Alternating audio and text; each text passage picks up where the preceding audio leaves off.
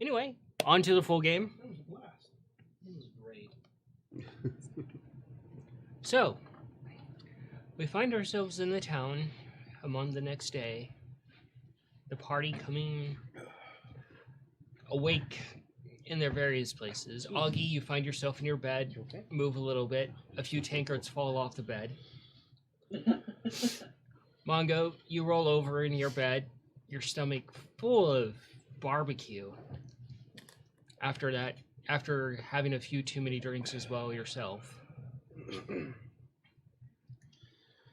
You wake up in a bucket in the workshop and stumble out of it covered in grease and paint and other things. Yeah, okay. Scabbard, you wake up in the tree next to Feisty. You...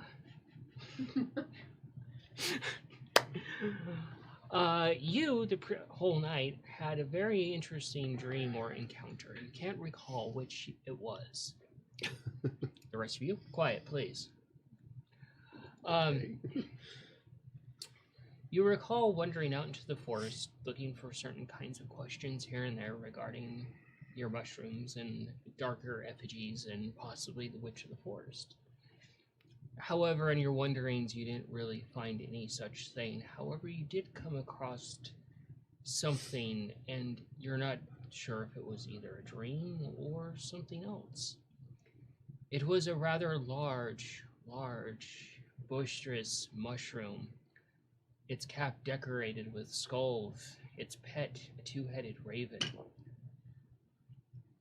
Small stick figures decorate the rim of its cap, its dark black eyes with a soft red glow, its maw full of oils and saliva. It approached you, and it patted you on the head and whispered to you in primordial, mixed with druidic, that you're now its child, and you found yourself in the enclave awake.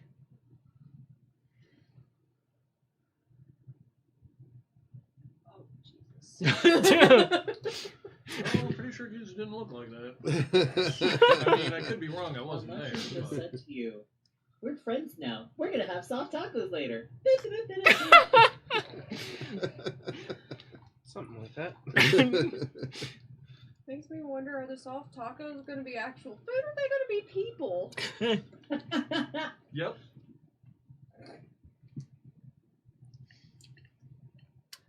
Knowing that, Cayenne will probably wake up pretty abruptly and be wondering, what the hell was that?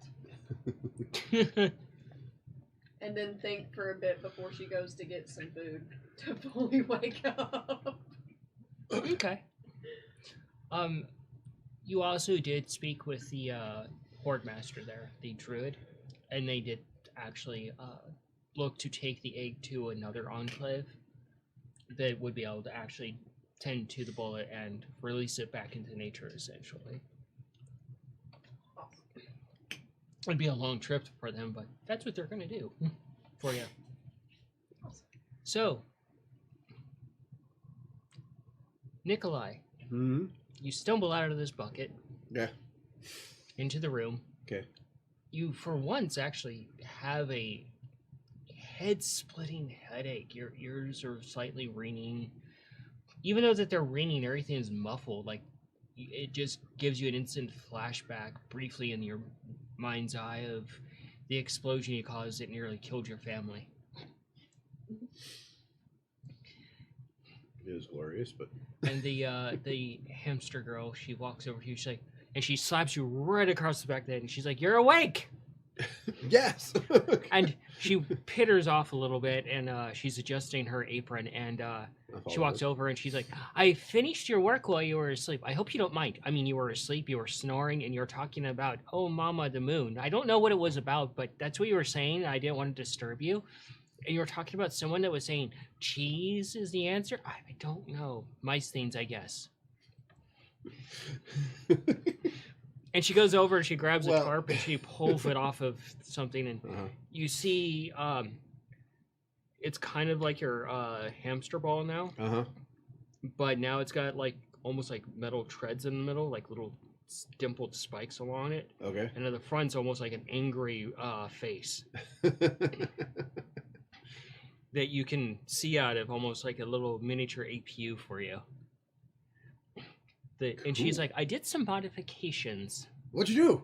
She's like, well, so check this out. She goes in, she opens the side hatch and she goes into it and she shoots it, and the arm shoots out and it grabs onto something after like impaling it, and it drags it back with the chain and making a loud clank, clank, clank, clank, clank, clank along the ground as it comes back towards you. She put a grappling hook on it. Awesome. Essentially a returning shot on it.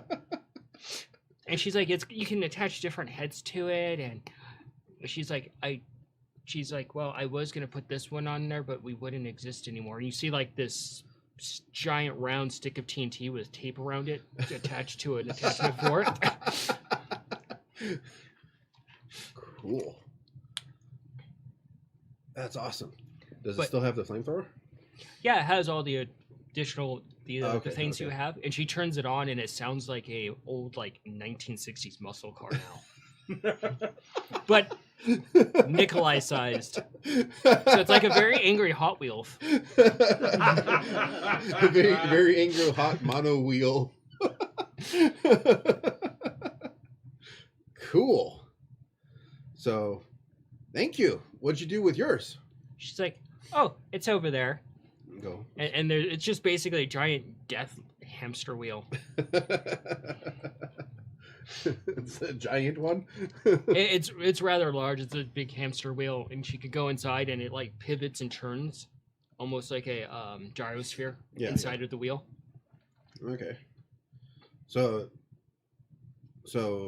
basically, was able to restore the machine, and she did some modifications to it, adding a like a grappling hook, and steel treads. Steel treads, and it also has armor plating now. Armor plating. Okay, Yeah. cool. So when inside it, I get some type of armor. Plus 2 AC, yeah. Okay, cool. Yeah. And it's got like war paint on it too. It just looks very angry. The like ears sticking out of it don't look like ears, or just like little metal spikes that are very rusty and sticking and very crudely made. Does it have a handle to be picked up? Oh no. No. Oh, okay. You still have to do the arm thing with that. Oh, okay. Okay. So I still have to rebuild the hands so that they can come together and be a handle. Yeah. Okay. All right. There's actually a small like crooked tail that comes out. That's actually the event Zox. When you rev it up, fire comes out of the very end of it. Yes. Wow.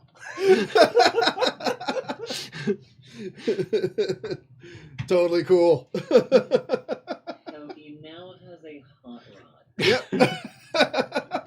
Deadly hot rod. I am concerned. When you go to operate this, Uh-huh. you have to roll a tinkering check, or it might not start. It's Okay, not reliable. okay. Not reliable because I'm not familiar with it, or It's ramshackled together oh, okay. from two different mad scientists, essentially, Yeah. and you're not familiar with some of the modifications to make it so much more muscly. Okay. Okay. Alrighty. So, alrighty. Awesome. Think. What's her name? Gadriel. Gadriel. Yeah. Well, thank you, Gadriel. I hope I was able to help you put yours together too. She's like, yeah, you're actually very useful in getting the tiny little places I couldn't fit into. And she has that big giant wrench on her shoulder. And Is you she like bigger than me? she's a little bit, rounder because she's a hamster. Yeah. Okay. Okay. Alrighty. So, And shall we she's take got- these for a spin? And she's got a good fair amount of muscle too. So. Yeah. She's like, I need to do a few more modifications. You go right ahead. Okay. All right. And she immediately goes back to I work. ask, is there anything I can help you out with before? She's like, nope, go. No? No? You sure?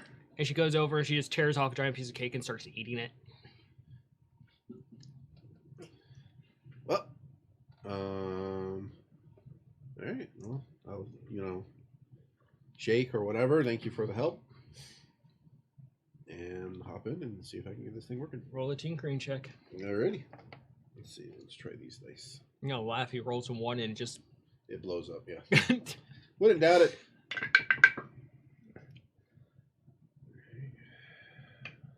Is it already going in the dice jail? No. It'd be a 19. 19. You look for the system to start it inside, and it was a lot darker than your previous one because of the armor plating on the outside to make it look like a monowheel rodent, essentially. Yeah. But you find it, and it says ignition, and it's written in very crudely, like carved into the actual thing, not a note. That works. And you put the chunk of fuel in. You kind of smell it a little bit, and you're like, oh. It's basically coal that's been soaked in alcohol. Okay. All right. Oh yeah. And petrol. Oh god. Okay. Yeah. Get it started up. Push the button. And you stick it in. You close the door, and you latch it, and it locks shut. And you press the ignition button, and it just revs to life, and it's just like all shaking and very crudely. And there's a little seat you can sit in, and you strap in, and you push your little foot on a little pedal, and it revs, and the entire thing vibrates angrily, and you can rattles in your ears. Totally cool. Oh, shoot! Put it in neutral or whatever, and I make sure I have all the attachments that she made for the grappling hook. Yep. What kind of attachments do I got for that? I'll get a list to you in a little bit. Okay, alrighty. Yeah. All right. Make sure I had those all stowed away, and hopefully there's a storage compartment, right? Mm-hmm. Because I had one before. Make sure all those things are in there. Hop back in. It's actually big enough where you can put saddlebags on it and lock them into place. Okay, cool. Onto So is it more of a monowheel than it is a sphere now? Kind of a little bit, yeah. Okay. I'll have to do like some sort of doodle for you to show it to you. But Okay. Yeah. it's I was thinking a monowheel would be pretty cool, actually. Yeah. So our 2 alcoholics, you both wake up over there in the room.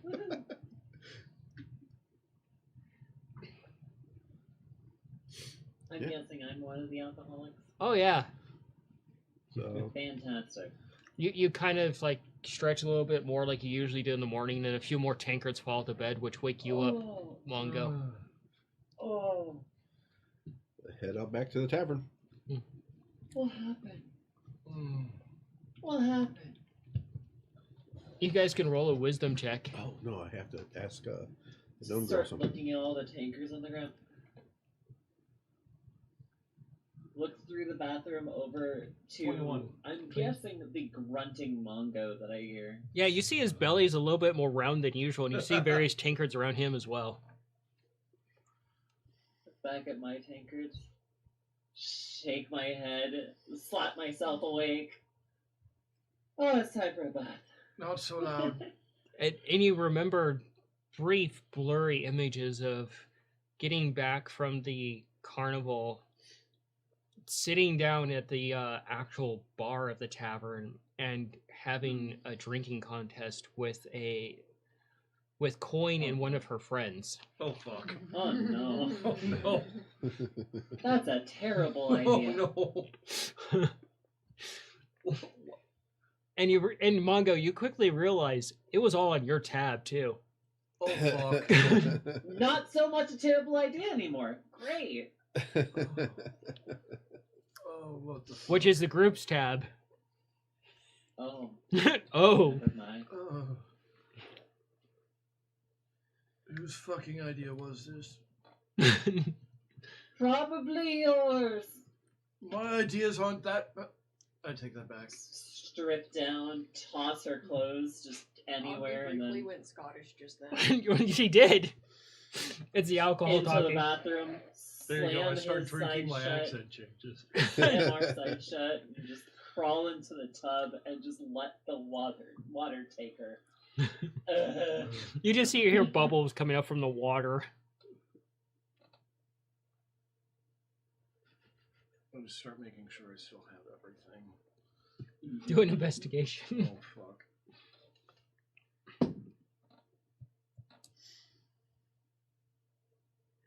19. 19. You quickly check over all your pockets. You check your hat and everything. Everything is still there. Oh thank God. Your hat goes humph, and you smell the scent of alcohol from your hat. Oh, Oh, God. Even the hat got drunk. fuck, Humphrey got to know this too? The fuck? How does a sentient hat bag of That's a holding... crazy night if your hat gets drunk. No kidding. Pretty amazing that happened. Is he an old hat at this? Who knows? You would know. And? Your point?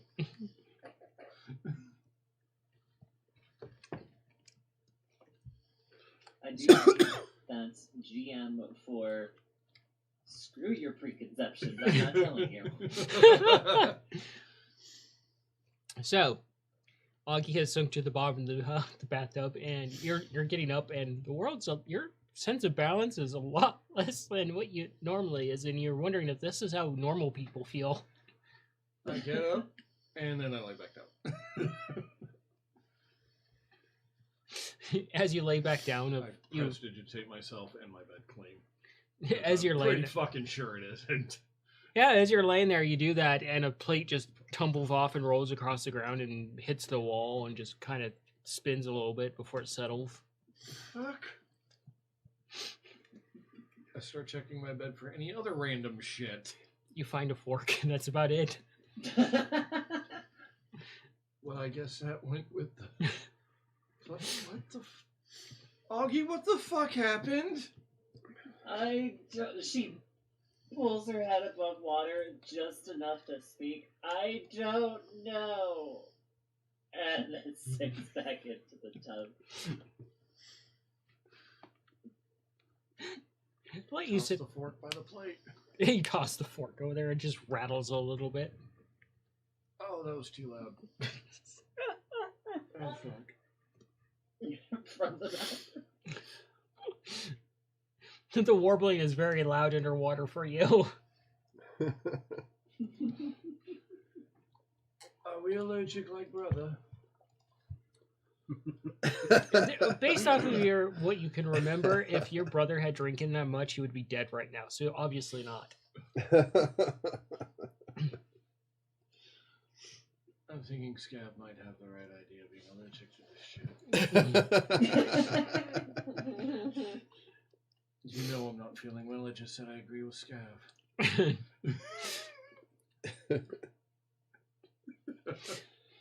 I need you to make a con check there. Oh, fuck. Both of you, actually. Oh, wonderful. Oh, Oh, that's not good. Yeah, that's the whole 7. Oh, nice. Oh, we tied! Oh, nice. You know what's happening? So, as you kind of ponder the thought about Scab being right, as you sink to the very bottom of the tub there, Augie, you kind of bump it a little bit, and your stomach does a somersault, and you instantly throw up underwater. Oh, God. Oh. And you hear It's everywhere now. and you hear this Mongo, and you instantly react and just roll over and start vomiting across the floor. Oh. It's terrible. And you realize what the plate was for was all the food you had eaten when you came back to the room. Oh my god. Nice. But now you're in very chummy water there, Augie. I think I need another. So gross. Terrible. Oh my god, we're off to a great start today. Oh, why doesn't it stop? Welcome to the tavern where everybody's throwing up, apparently. All right then. While you guys are vomiting and trying to collect yourselves over there, I'm going to swing over to Scavard. You wake up out in the forest, leaning on your cat, and it's gently sprinkling, and you open your eyes and you're looking up at the canopy in the familiar side of the Spotted Dog Forest. Hold on a hand, try and catch some rain for a little bit. See just exactly how heavy it's falling. It's a light sprinkle. If I see a little pat on the head, get up and quick morning stretch, look around, see what's around, and get them up too, because Just spent a whole night out in the wilderness alone. Roll acrobatics there. Oh, off to a great start. 17. You get up and you do catch yourself rather well that you're standing on a rather thick branch, and Feisty looks over at you and just kind of gives you that look like, and you've seen this look before from Mongo, like, it's time for my second nap. Nope. Time to get up. Flick some water at them. Post-nap nap. Time-honored tradition. They get up and stretch and start looking around a little bit. Well, Feisty, it's morning. Are you hungry? You hear their stomach growl and they look around and they immediately just kind of, disappear for a few moments. And you just see some leaves rustling as they go about. I'm gonna try and track the cloak that I put on them. And from there, just follow along behind. Probably gonna do some morning hunting and then take whatever we catch back to town and try and sell and keep some of that and meet the rest of the group. Whatever state they're currently in. Yes. 'Cause I have no idea. I didn't really tell them that, hey, I'm gonna be gone. Feisty stomach is very angry. Yeah, I heard that. And Feisty moves about, and you just see him you see a squirrel, and you immediately know that they're going after the squirrel. Alright. Let's see if Feisty kills the squirrel. Oh God! Feisty gets his ass kicked by the squirrel. Let's see if the Great. squirrel sits resting. Wow, that poor squirrel's fucked. So you see the squirrel moving, and then you just see it's disturbing to see. You just see like the squirrel going up the tree, and you suddenly see its head at a 90-degree angle and the body fall, and it just gets caught in midair. Sheesh. Alright. Well, at least I know you can do that. Like, walk over and pat them. It's a bit disturbing to see like an invisible displacer beast and an animal just floating there in the air, dead. Yeah, I'm pretty sure that'd bother anybody.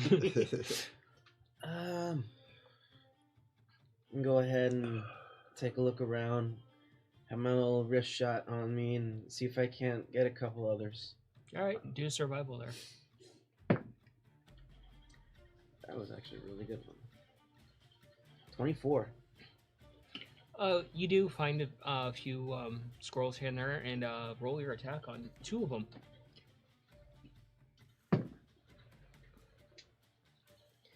First one's not too great, but the other one I came out has. They're squirrels, my dude. I don't think you have to really aim high. So the first shot was 12. 22 on the second. Yeah, you the first one you hit it in its lower back and it falls from the tree and it lands on a rock with a sickening thud and small splatter as you paralyzed it. Whoops. The other one you hit it right in the eye and you hear the slight rattle of the pebble inside its skull. Oh, well. I'll put the first one out of its misery. Since the other one's already gone. Tie them up onto like a little satchel on the side of the belt and just Feisty and I will head back into town. A few people are just kind of a little concerned watching you come back into town. There's a floating cloak and a floating dead animal, and they're just kind of like... Don't worry, this is normal. One of the guards is like, says you. I ain't fucking normal. Head back into the tavern. Well, first I'm gonna head over to a butcher shop, sell whatever I can, keep what I can, then head back to the tavern. All right. Well, it's not too hard. The butcher shop's on the main road where people come in, and you see 2 dwarves there.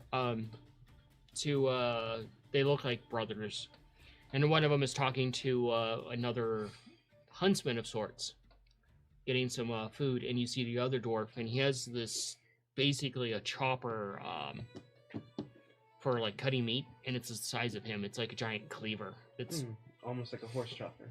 yeah, it's massive. Gotcha. It's as thick as he is, essentially. And it's probably as tall as he is for the blade. That's a very big blade. The dwarf looks over at you. Aye? So I know it's not much, but how much would you give for these? He looks at the squirrel, and he leans over and nudges his brother, and his brother looks over.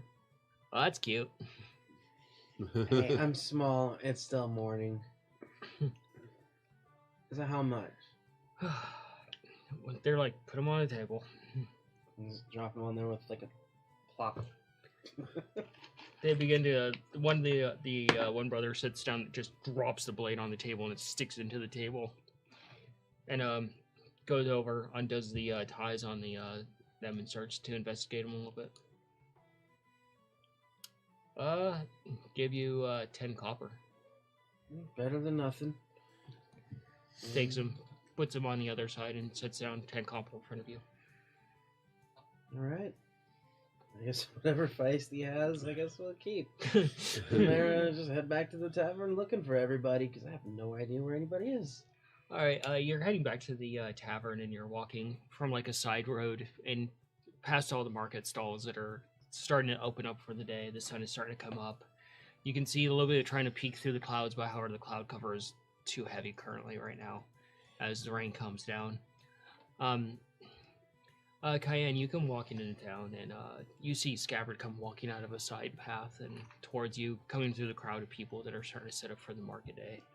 The rain running off you, you've just probably feel like you've had a rough night from your vision. Mm-hmm. But yeah, you guys meet up at basically an intersection. Hey, Cayenne. Mm. How's your night been? A night. Uh-oh. I'm gonna go ahead and leave it at that then.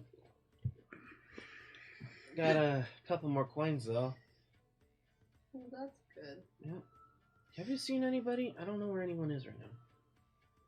I've been at the Enclave. They teach you anything new? Anything interesting? Bullet has been moved to another Enclave to where it can be taken care of better, and they have plans to release it later on. Ah. Hopefully they can work some of the temper tantrums out of that beast. Hopefully. I spent some time with a ranger yesterday and learned a little bit myself. You do see the floating cloak there and the floating dead animal that's dripping blood all over the ground. I'm going to assume that's feisty. Yep, I put the cloak on her to make sure that we can keep track of where they're at. It's kind of hard to, see things that are invisible. Well, except in the case where, Feisty's hungry and gets their own food. Yeah. Example A. Pat on the head. There's a small growl as you get near the food. Calm down.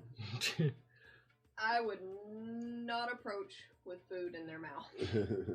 Oh no, I actually learned you have to be very assertive and somewhat aggressive with them. And as you say that, you get cold cocked right across the back there with the invisible tentacle.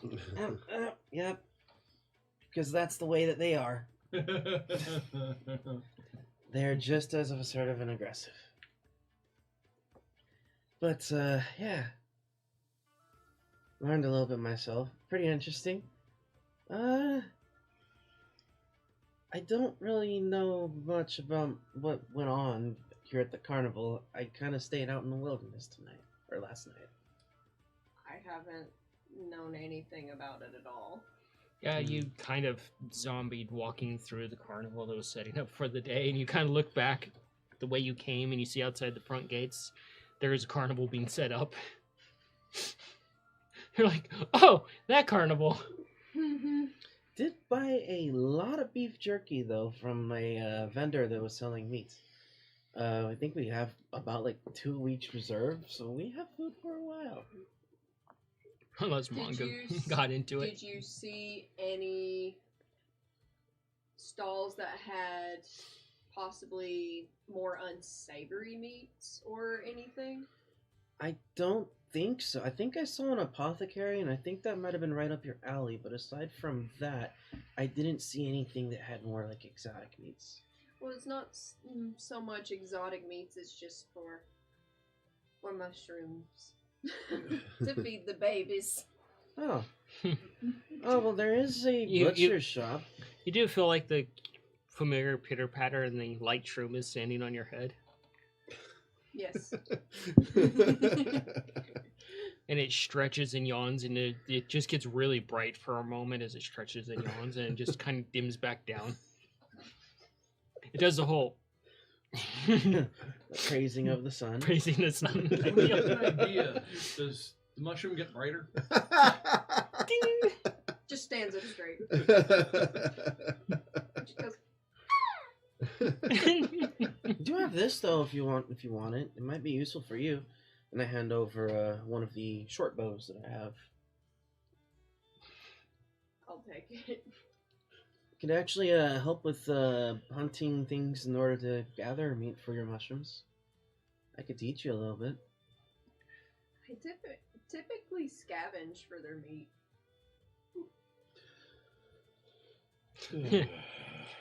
You hear a small, like, soft crunch sound.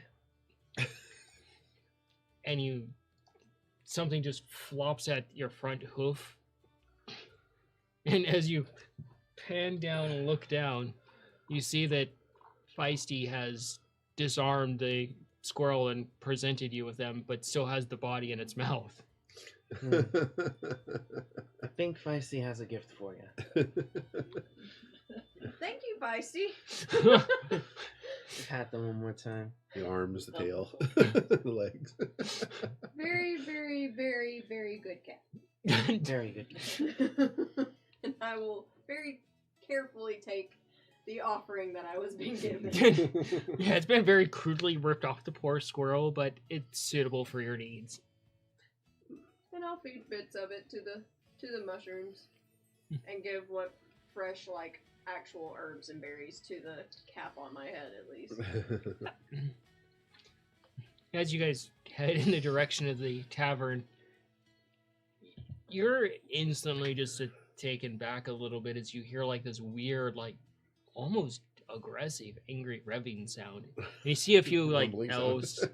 You see a few elves jump aside, and you see like a dwarf take a swing at something, and another one goes, "I like that." And you see this almost like this robotic type sized rat coming your way with a little spout of fire and smoke coming out of the end of its tail. Is that Nicola? Oh, where's Feisty? Where's Feisty? Right here. Roll an animal handling there. Because if I know Feisty, he may not like this. That's 12. 12. Yeah. That was not that great. And as you just come revving up, you're instantly come to an instant stop as this invisible force just stops you, and you just hear metal, like claws on metal.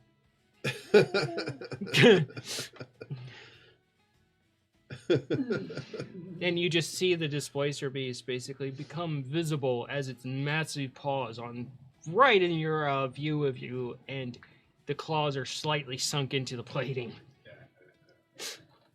Walk Grab over. the arms, grab it, pull it away.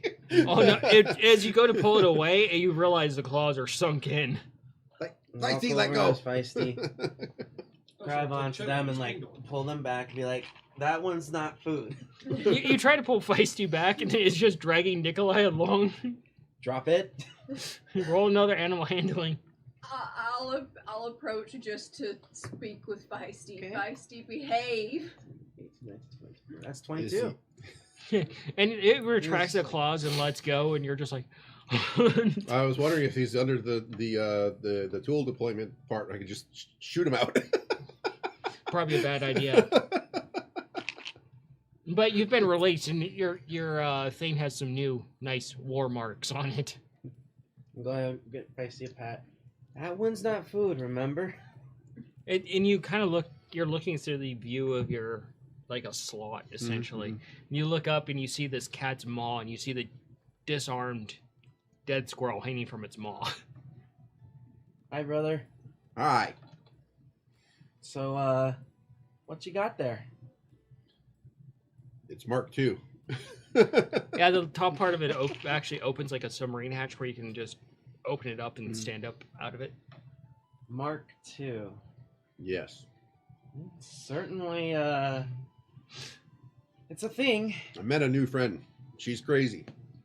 Oh, good. There's more.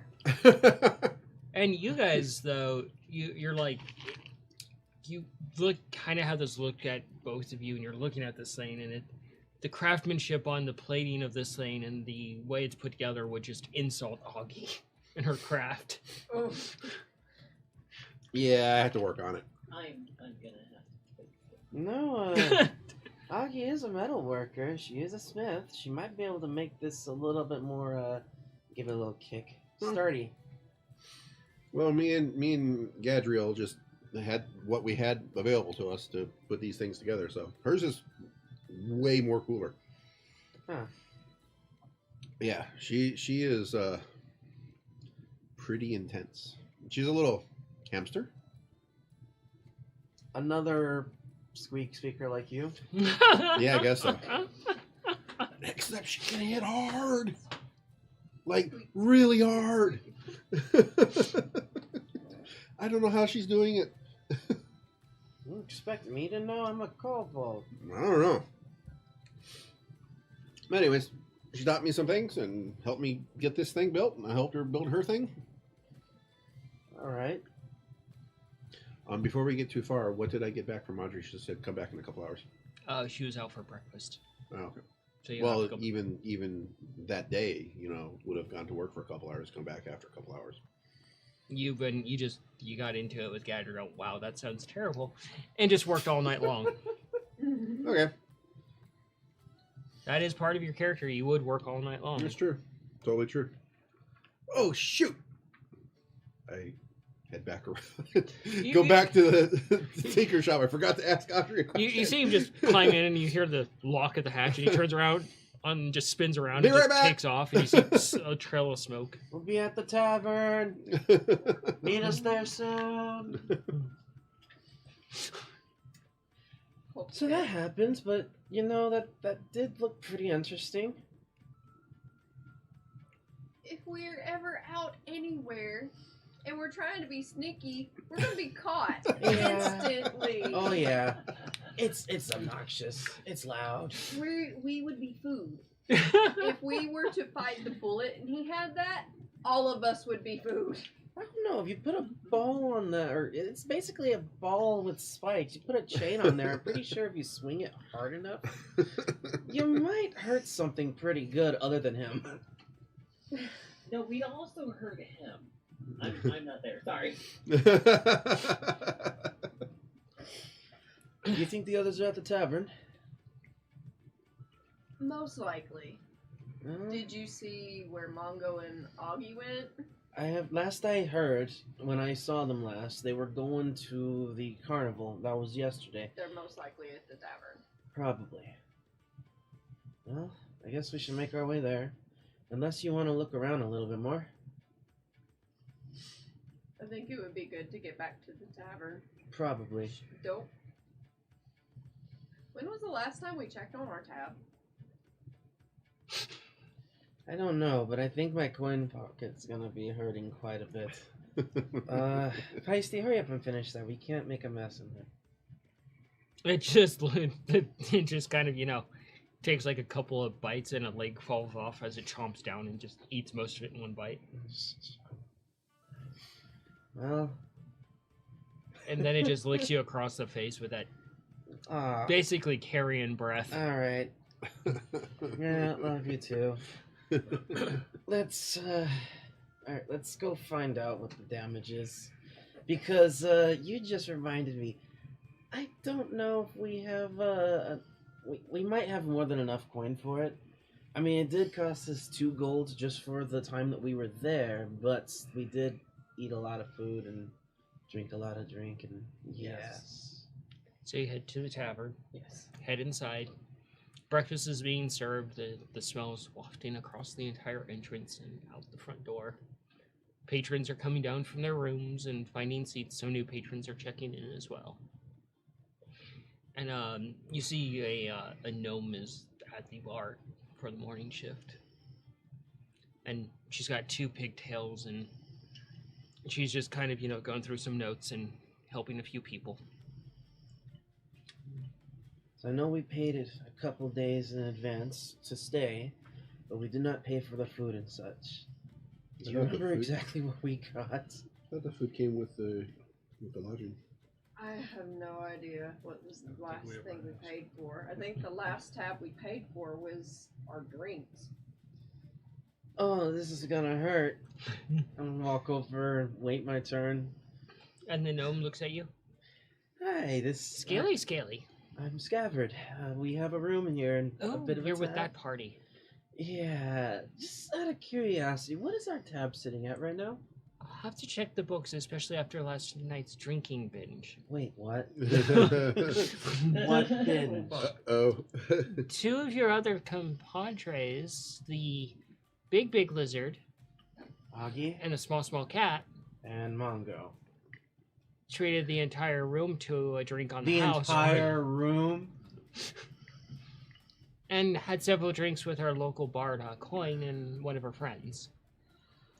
Oh, Oh. Coin does not drink cheek. No, she doesn't. Alright, what's the damage? She's like, I'll have to check the books. I can get it to you in about an hour or so. Oh fuck. Oh, God. Now I feel sick. Thank you. We're gonna go up to our room and get ready. Thanks. The Pricey just follows you guys as you sulk up to the room. The moment I see him, I'm punching him in the face, right in the nose. No restraint. What makes you think this shit was my idea? Could have been Augie. Augie's a heavy drinker. Put him Oh! up there Tell me I'm fucking wrong. because he's the one that's in his relationship with Coin. The shots keep coming. Nothing going on there.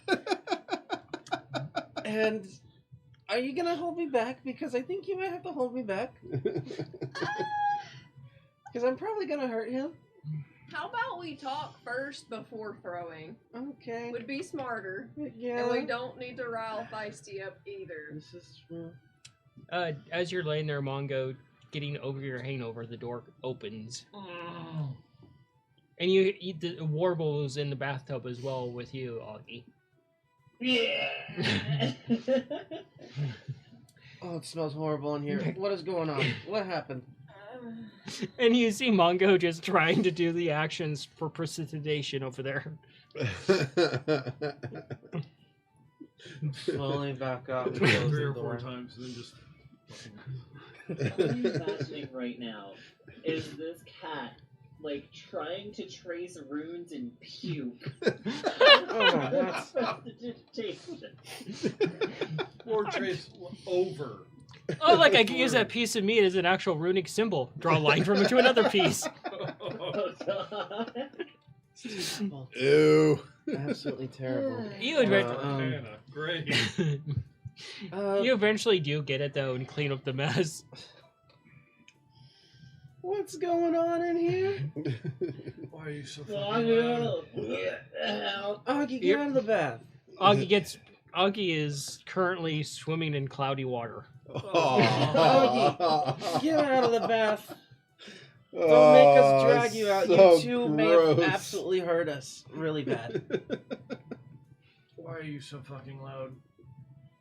Because you may have emptied our pockets. I didn't do anything to your fucking did I do anything to his pockets? You and Augie treated the entire room With downstairs Albert. as well as Coin to drinks. Fucking what? Yeah. We just spoke to the gnome working this morning, I don't and remember, no. they have different people working in the front at the tavern. They switch people out. Sweet, sweet Mongo. But we were told that both you and Augie treated the entire tavern plus Coin to drinks last night. Oh fuck.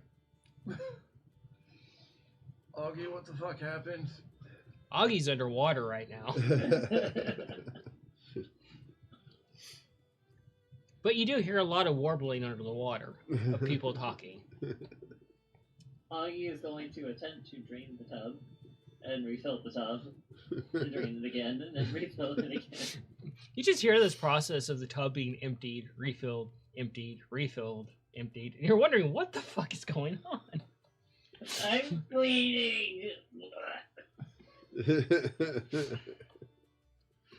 And after all this vomiting and emptying of your stomach, you're suddenly hungry again for breakfast. Oh god. No. Some Not- good not breakfast today. hangover food. Not today. I'm not doing this today. I'm gonna go ahead and close the bathroom door. Just leave Augie to her devices. Oh, sure, you fucking leave her alone.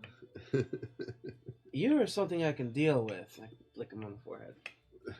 You You're in- realize what you've just done? You try to swat at him, but your entire head is rattling from the flick. You realize that you may have just made us broke? I'm going How to the go fuck get are you my assuming this druidic is my handbook and fault? see if I can Because find it's any you kind of and Coin information about and that Augie mushroom. drinking. All right, So it go could ahead and have roll been nature. Augie's fault. No. Because that's just trippy. You don't fucking know what happened. You're right, I don't. I wasn't there. You barely know what actually happened. I was there. I don't know what happened. How the fuck do you know? That wasn't 11. 11? The chaotic noise of your siblings bickering is distracting you from your book a bit. I'll take my book and step out. Mhm. You hear the door familiarly close with a loudness as Cayenne heads downstairs to probably her familiar spot. Yes. Augie, you can roll a wisdom check to try and remember things. That's better. Still not great. But because I have a negative wisdom, that's an 8. It's an 8? You have a negative on your wisdom. Yes, I do. And you're half of our de facto leader? Crap, we're screwed. Hey, she's smart. She's just book smart, not street smart. That's Cayenne. They kind of complete the circle. There you go. You don't really remember too much. You remember a lot of drinking songs and glasses hitting the table and drinks being passed around. And then you're just kind of like, oh fuck.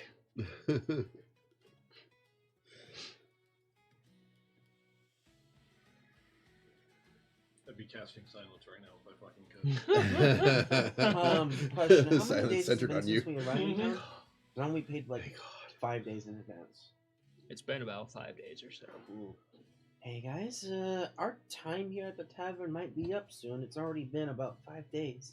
We only paid for a week.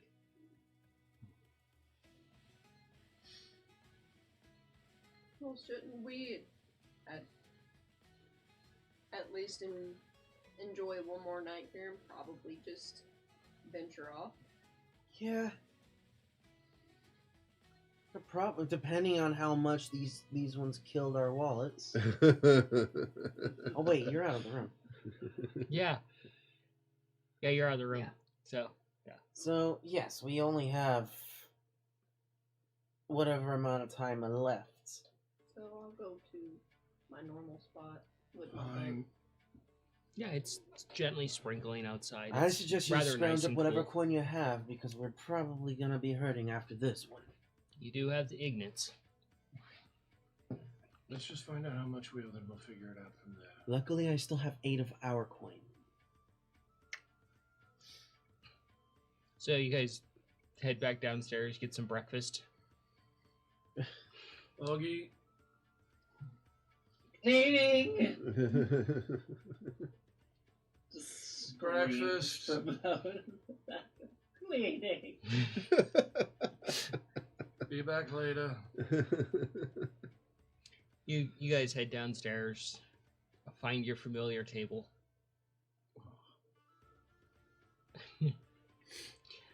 The familiar lizard folk, she comes over and she's like, one hangover meal. Thank you. I'm gonna take something simple and small, please. Okay. She looks at the cat. Right. She looks out past and outside. She's like, okay. Cayenne is frantically trying to find information in her book. Hey, can we also get something really small for our little more rodent friend? He'll be back here soon. Okay. You So- downgraded Nikolai from brother to friend? He's not here right now. He's not here to argue, and he's still our brother. That's just If you mean. saw what he made, you'd be saying the same. Oh, that's right. He made a new device. It is loud and obnoxious. Oh god, he made a robot version of you. Worse. Feisty kind of chuckles at this. You get back to the Tinker's Guild. Yeah. Run in and see if Audrey's there.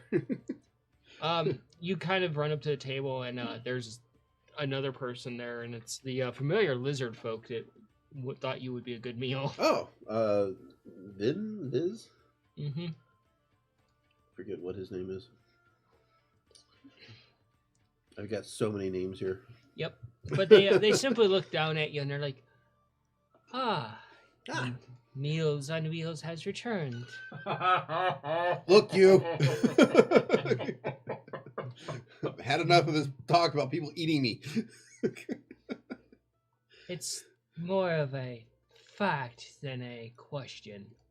It It just depends on who gets to you first. Funny. Is Audrey in? She's out for food and a nap. Out for food and okay. Oh yeah, Vix. Yeah. So the flamethrower worked great, man. Thank you for that. Good. And then my whole machine broke. They look at the new one.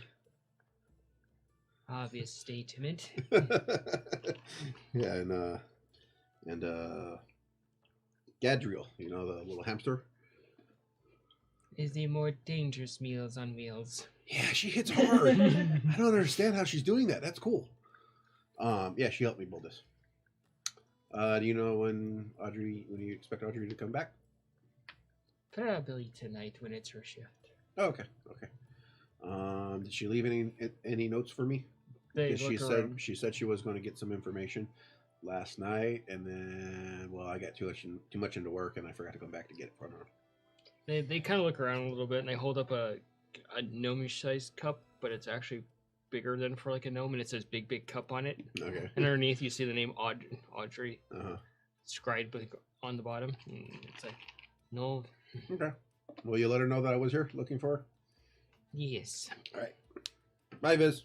Be sure to plump yourself up.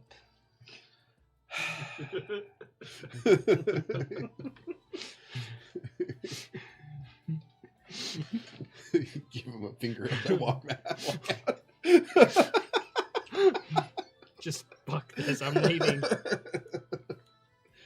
All right. Yeah, I'll head back. Go to the tavern then. You're Well, sitting. actually, no.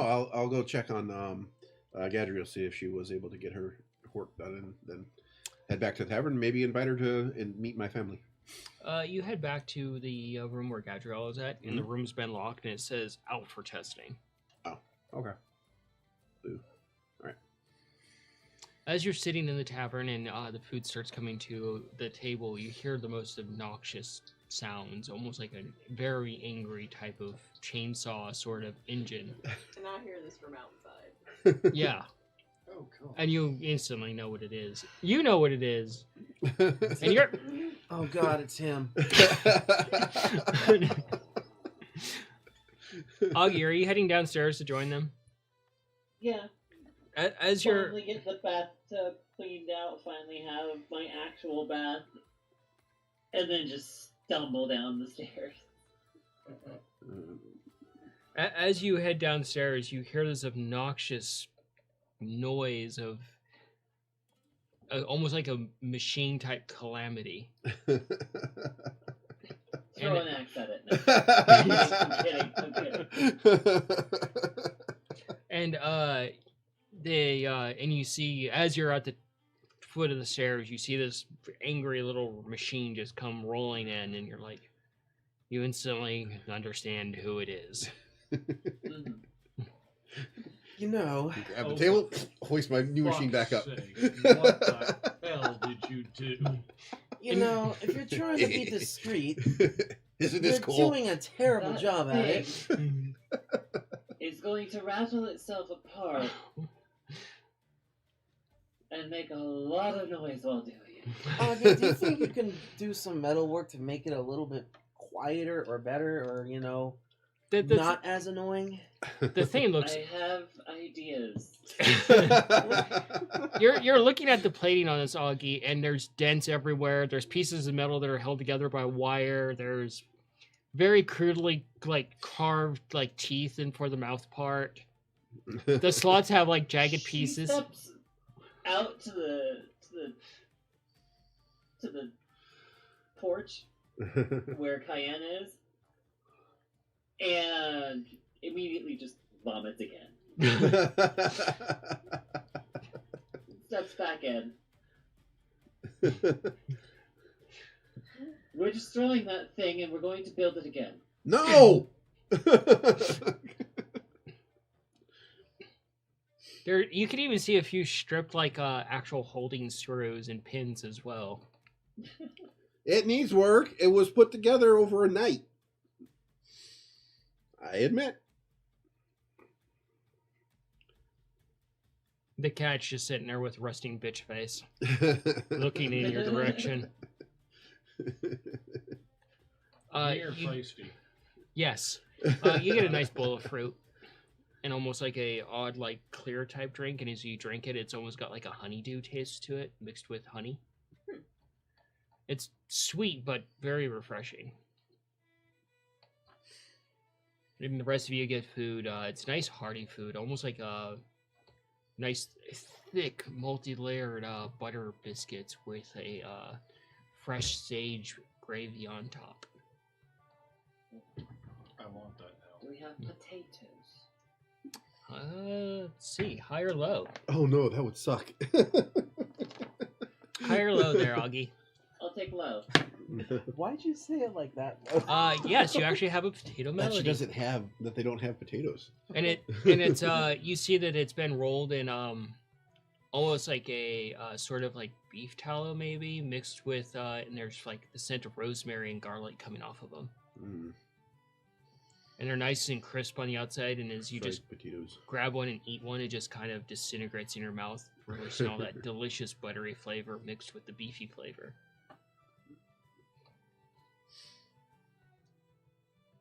So who has that? All of you do. No, I mean actual restaurant, and where can we get it delivered? Oh, I think the little baby potatoes. No, probably, it's a bunch of different kinds of potatoes. Okay. probably find it at some hunting stores. Yeah, you also see a couple of actual carrots mixed in with the potatoes too that are just as seasoned as well. Sounds pretty cute. Probably just gonna absolutely destroy that plate. Eat the whole thing. You see, Give some over to Feisty as well. Feisty has their own plate. Oh, well, then there we go. Problem solved. Does anybody know where Coin is? And then you're just oh fuck. What? Did you piss her off? No, I but don't think so. you certainly. Mungo, where's your girlfriend? Don't. What? Because I gotta ask her questions. I found She's I- got a lot of answers. I found a guy in that raccoon. Yeah, you met him. But Oh, anyways, that lunatic. yeah, Bandit. He's crazy. Oh God, he has a name. Oh, Yeah. he has a He actually met my parents, guys, and he knows. What? He actually met my parents. And they helped him with they helped him with some of the stuff he was doing. And so I want to know if Coin knows people who have been around here for since then, and maybe I can go talk to them, and maybe they know more, and maybe they talk to my parents, talk to them, and they have more information. The only thing I got from Bandit is they were headed off to the next town. Which town? There's a few of them. I don't know. That's the problem. We need a map. That'll work too. Hey, You would probably understand, and you would understand. You're not part of this conversation at the table right now, but that the Hunters Guild will more likely have a map. I can probably procure a map for us pretty easily. Okay. From where? I'd have to go across town to the guilds. But they Which would more than one? likely, the Hunters Guild. Oh fuck! You're not going there unsupervised. Don't until this time. Well, You're gonna go with Mongo? Got a question. Got a question for you. what? The hunters goes like worldwide, right? Because they said like we'd be given like bounties or something. We can choose whether or That's- not to take them. Far as from Wherever what we I go. understand, they have stations not only here but other places. So do they just like hunt game and monsters or something, or could maybe we like ask like put a bounty for my parents and like describe them and like give me information where last you saw them, please. Don't know. That's a really good question. You'd have to ask them yourselves, though. I don't know. Okay, cool. We'd have to Usually go there we're not anyways. Going unsupervised. Huh? Too late. I'm leaving. Bye. I'm walking out the door. You see him get up from the table very quickly. I'd go to Augie and Kaya. Huh? Cayenne is frantically trying to find information in her book. He's trying to go to that fucking guild again. But I'm gonna leave with Feisty to the Hunters Guild, specifically for the sole purpose of just finding a map of the region. You start heading for the door, but you see Feisty still just literally making a huge mess out of the plate they were given. Alright. We can go later. He's trying to go to the guild for fucking some reason. Get a map. Nikolai wants to go with him to actually take out a contract on his parents or something. That is They cannot go unsupervised. that is dumb. And plus, we're kind of already ingrained in the Hunters Guild, so it doesn't matter anyway. We got roped into this because someone touched a contract.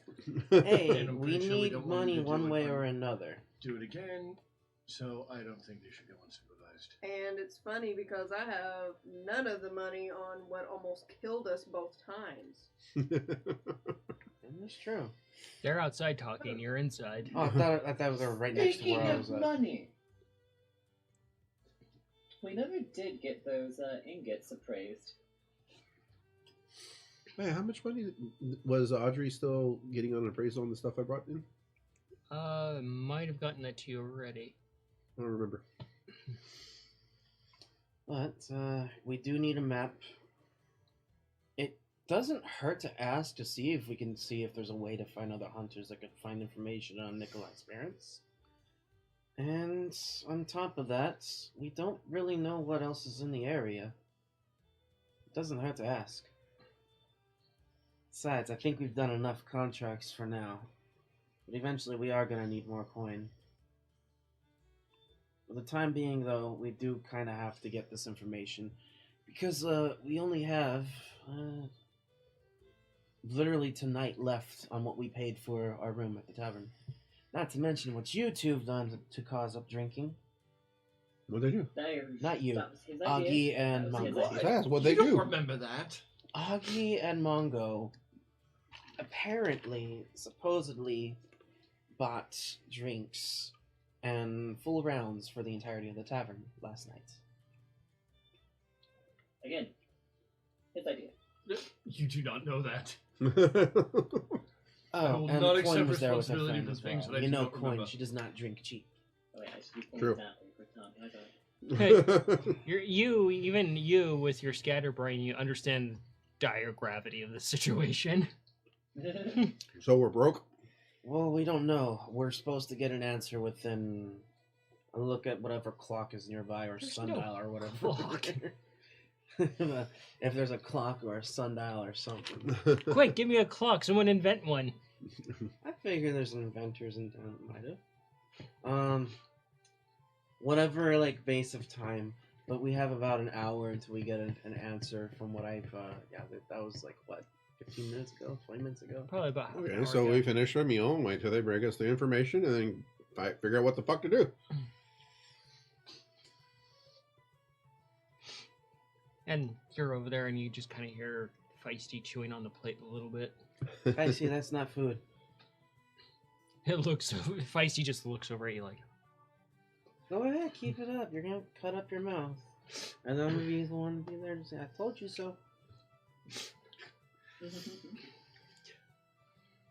But, yeah, that's basically our situation right now, Nick and I. you can do another nature check.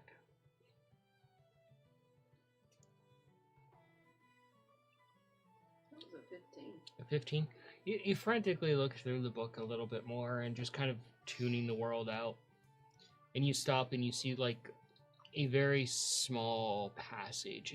It's not very clear, but it does mention a god or a goddess. It's not really specified of which it is.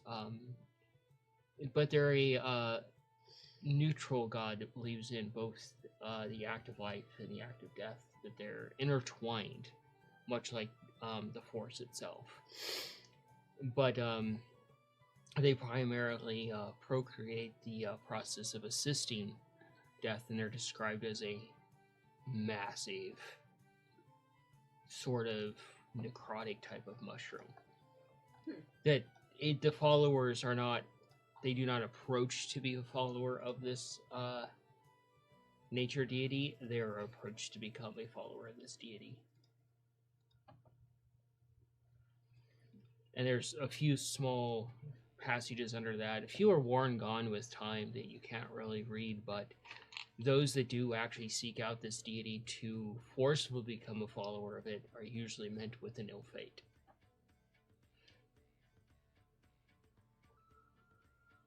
I'm gonna spend time trying to learn information on that. For more information. But we'll close my book for now and then just head inside. You head inside and you see the group just looking rather solemn and waiting for something to happen. Probably waiting for the result of what our tab is. Mm-hmm. Waiting for the results of the tab, but Augie will pipe in again. You know, we still have to... And she's gonna be quiet so that just the table hears. We still have to get our reward appraised. The bullet. This is true. After a while So of we have coin. sitting there with some drinks and breakfasty drinks, more or less, the gnome does eventually come over and sits down like, all right, you want the damage? I'll give you the damage. I don't want the damage, but... Well, Nikolai, shush. What? that is a 3,025 coin. Copper? Coin or gold? Sorry? Gold pieces. 3,025 gold? 25 gold. Oh, fuck. How? Just glaring daggers at these two. Just Because, absolute Augie, daggers. Someone, I'm not going to give credit to either of you, but someone just thought it was a good idea to pay for the entire tavern to have drinks, as well as coin, who does not drink cheaply. Oh, for fuck's sakes. Yes, but a tankard of ale is, what, 5 copper? The gnome looks over. According to the documentation, it was Elder Dwarven Ale. Oh, fuck. She's going to glare over at, So, Mongo. So This is his girlfriend's 3,025? fault. Yeah. Oh, cool. Oh, and yeah, 2 bottles of Moon Elf Special. Oh, that was definitely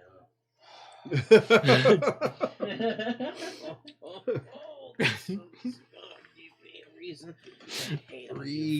3,025 gold? That's what, 300 freaking platinum? Good lord. Uh-huh. So 3,000 and what now? 25 gold. 3,025. I saw the pen and paper gold come out pieces. over at Mongo as he has to do math. Oh my god. Which one of you two did this? Supposedly it was both of them. I will not take credit for Mongo's girlfriend. Augie, you drink more than Mongo. You're just as fault as he is right now. We don't know who the fuck is at fault because we don't remember what the fuck happened. Then both of you are at fault. We're broke. They may be, one of them or both of them may be at fault, but we all have to figure it out. The gnome's like, oh, and also according to the tab, you have until midnight to pay it, or we will collect forcibly. Fun. What? The gnome closes the document they have. Pleasant day to you.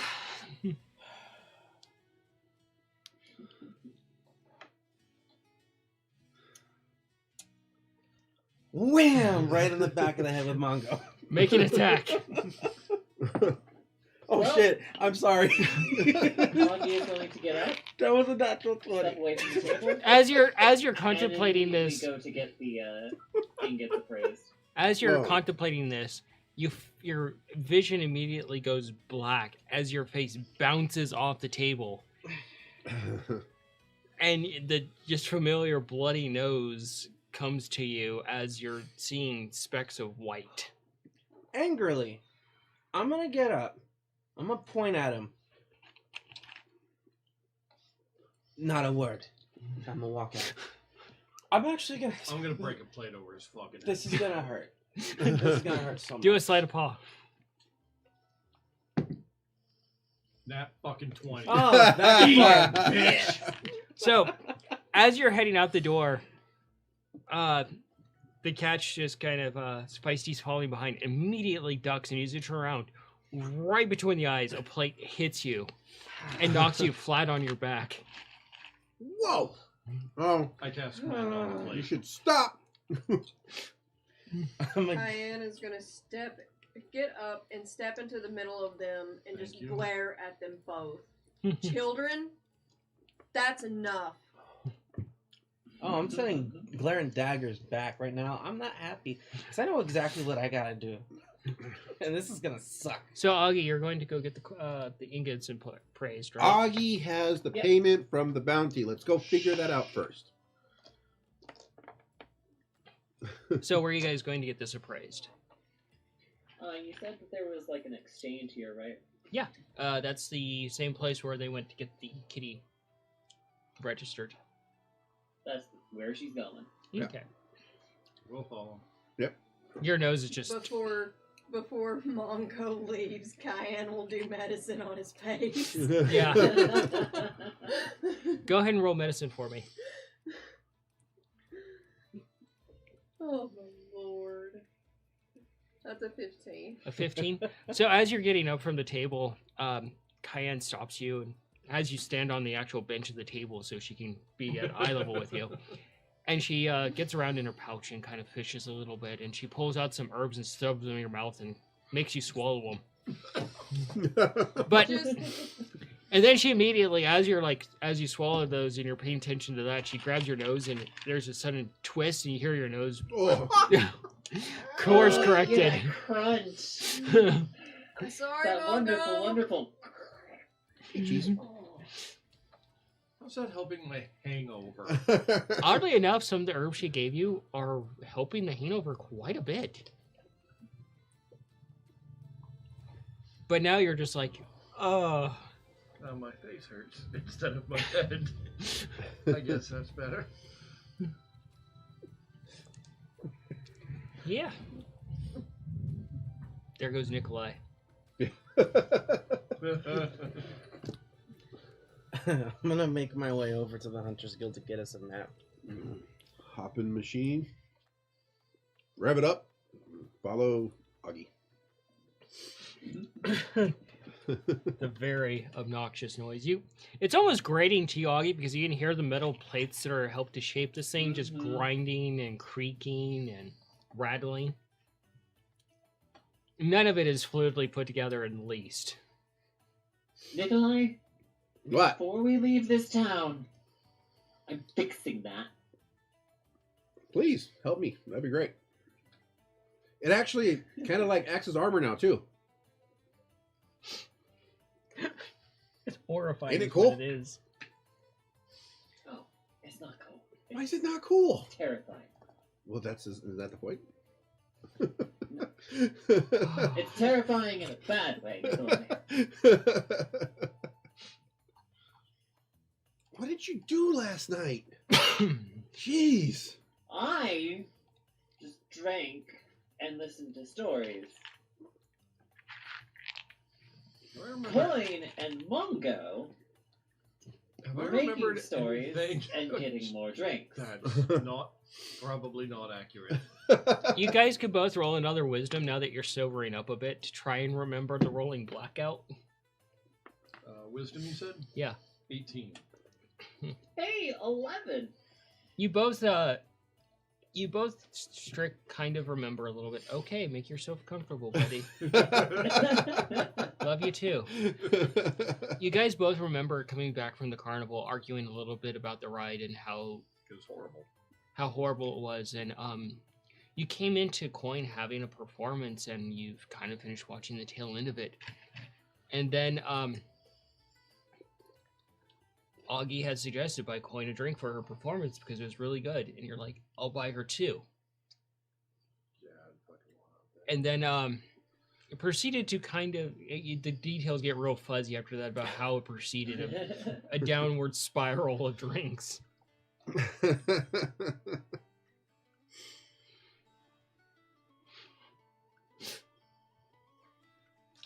And the look on your face just says it all. So it was Mongo's fault. You don't know that. Yeah, I can quite know that. I'm thinking there might have been a drinking contest involved, and like the losers had to buy the round for everyone, and yeah, Mongo's a lightweight. Well, you are our biggest loser, but it's okay. Well, it works fine. Just poof. Damn you. Damn you. So you're gonna go.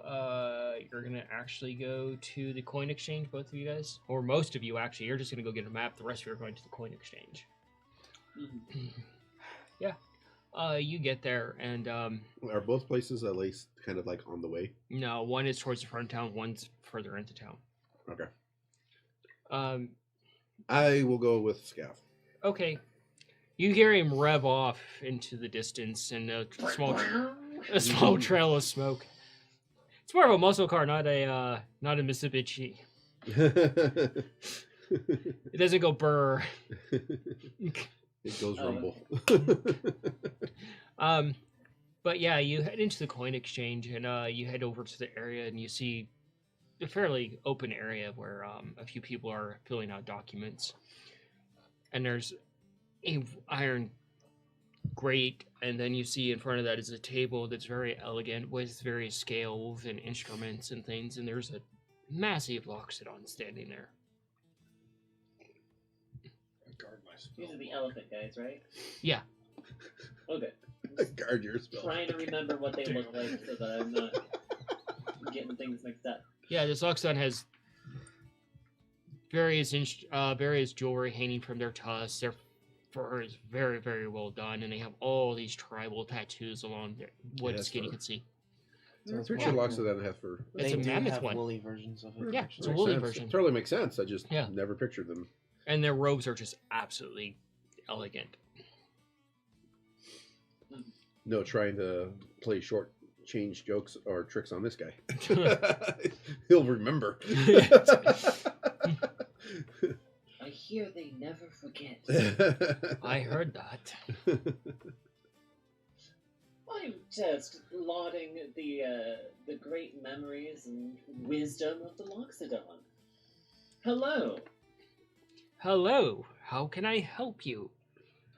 And they're standing above you. They're like a good, like almost 15 feet tall. Oh fuck! They're Damn. big. All right. And they just put a massive hand on the table and look down at you, with an elbow resting on the table as well. Well, we have some exchange that we hope to do. We need to get, and Augie will pull out one of the platinum ingots and one of the gold ingots from her backpack. We're hoping to get these appraised. Oh, from the Hunters Guild. Of course. Yes.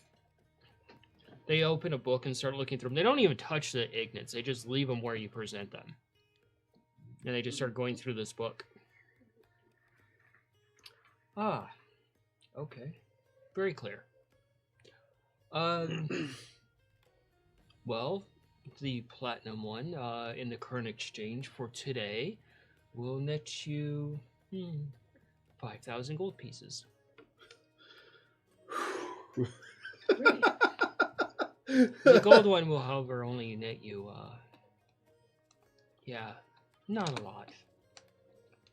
Its value is currently down as there are a lot of gold contracts in circulation.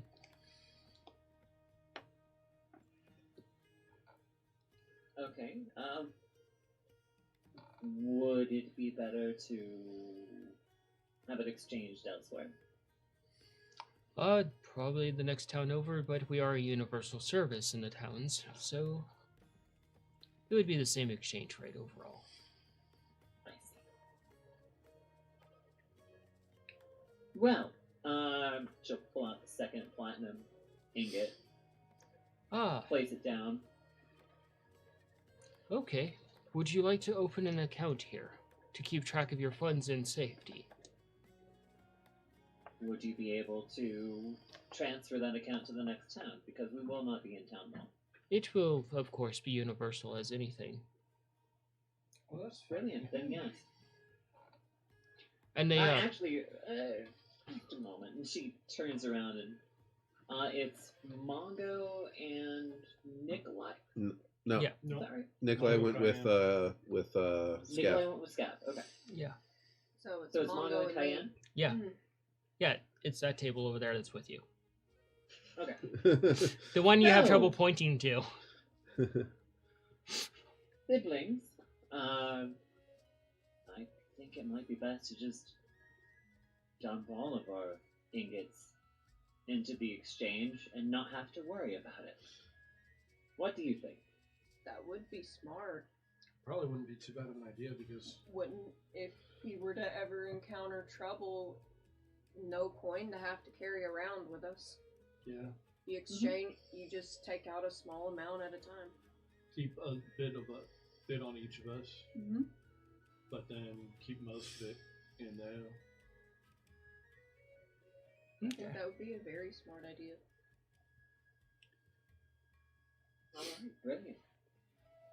Yes, we would like to open an account, and she will also pull out the rest of the gold ingots.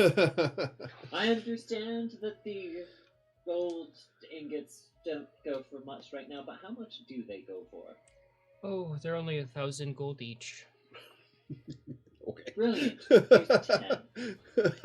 So, Jeez. so as 10 you're gold ingots and 2 platinum ingots. I mean, not there, but why not just keep 3 of them, 4 of them, and give them to the bar?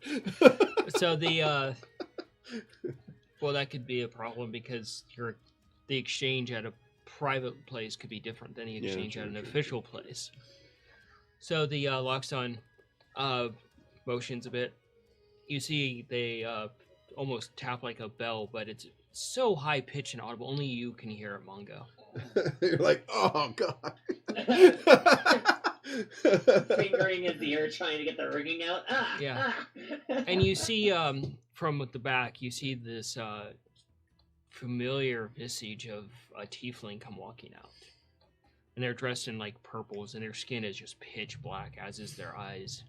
And their horns roll back and upwards into like tips of red, and it fades down to a tip of red on their tail as well. And the tiefling comes over and sets down a contract on the table, and seems to stand at the side and wait. The Loxodon is like, And transparency. 2 of them are still drunk. Transparency is key here. We do not try to meddle in the affairs of mortals. It is our patron mother's word that we don't do that. As long as she gets her coin, it is okay. Your quarterly dues are only 10 gold pieces per 10,000 coin in your account. So, please note What's a that. quarter?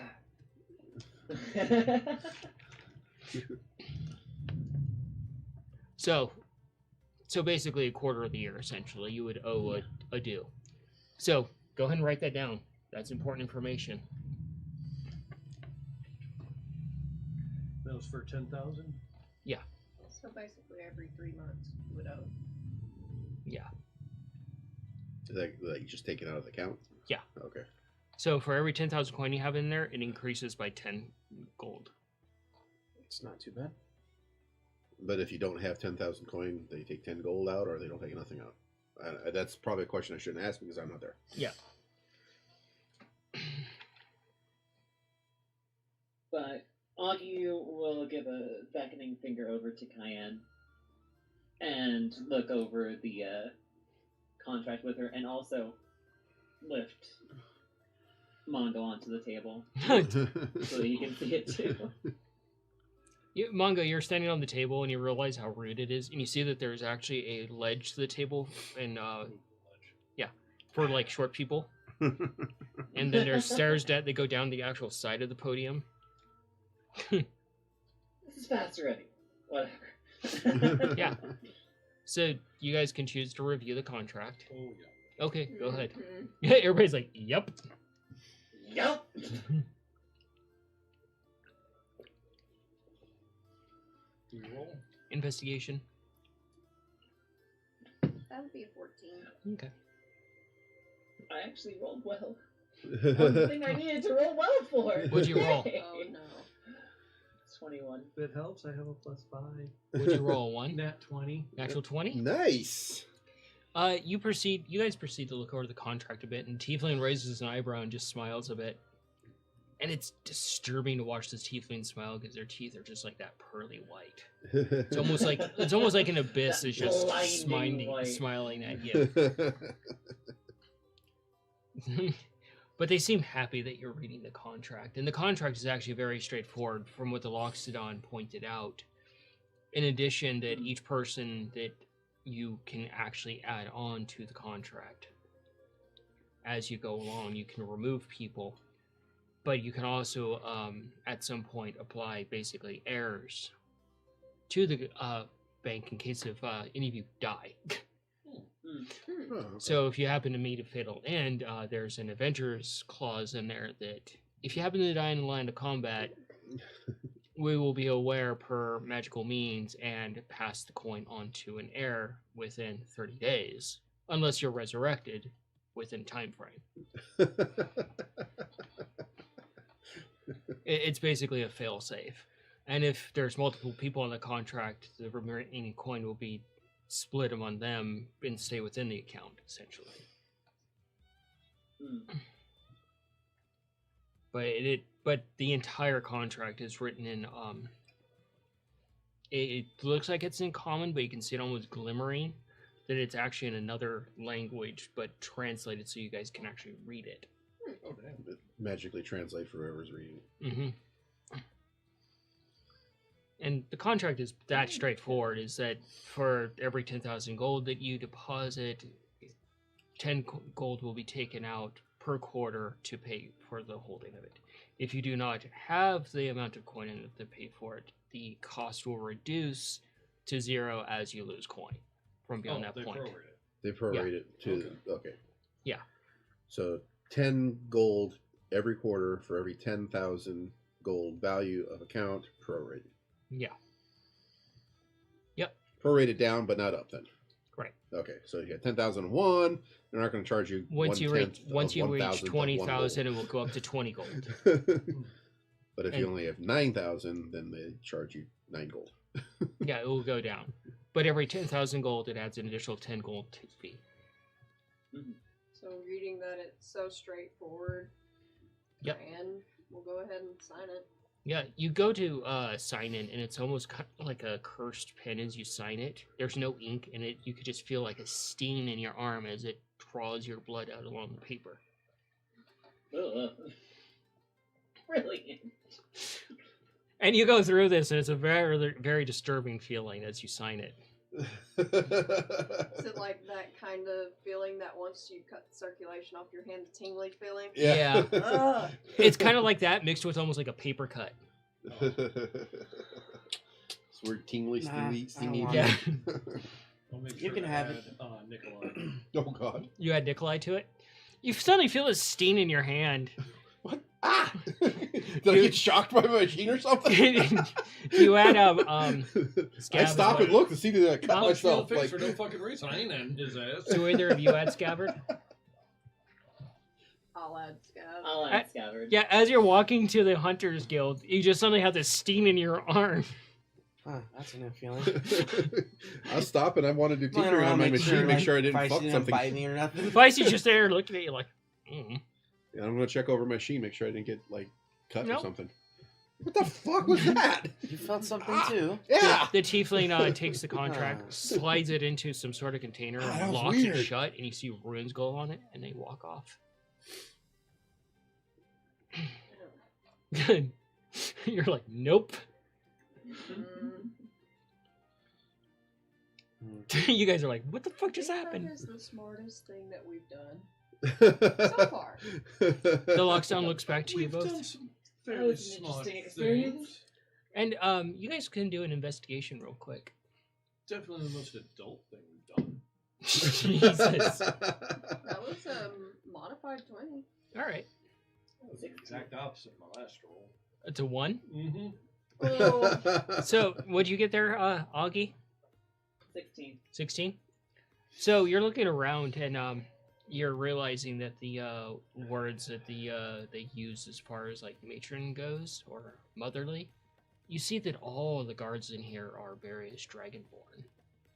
There's not a single other race at all for the guards. They're all dragonborn. Are they chromatic or are they metallic?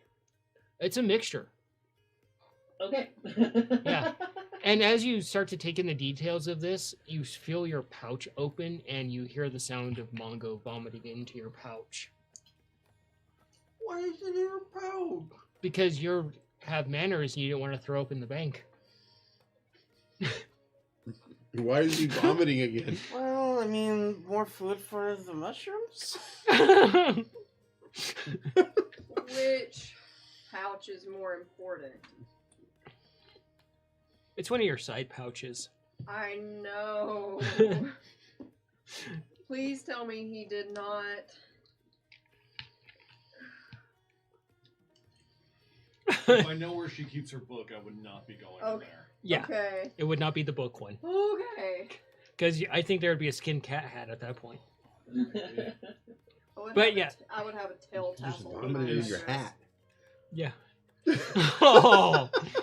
As the hat vomits back at you. Yeah. Mm. But yeah, you're just sitting there and you're just like, it's just filled with what's left of breakfast and drink and But why did you vomit again? I rolled a 1. Doing what? Another conjac? Right. Oh, okay. I rolled a 1 and I'm hungover. Okay. yeah, Do I notice any symbols that I would be familiar with? not at all. And the Loxodon is just sitting there and looks at Mongo, looks back at you. Strange custom. I am not one to judge, but I will note that. Not a custom. It's I can clean that if you let me. it's not a custom. He didn't want to be rude. Please, the smell. I prestidigitate it away as fast as possible.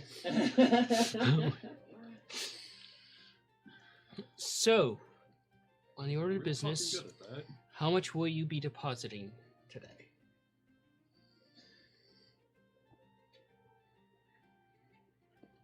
And I'll confer with Mongo and Cayenne. You know, I almost think we should keep at least a couple of the bars. Like, keep a couple of the gold bars.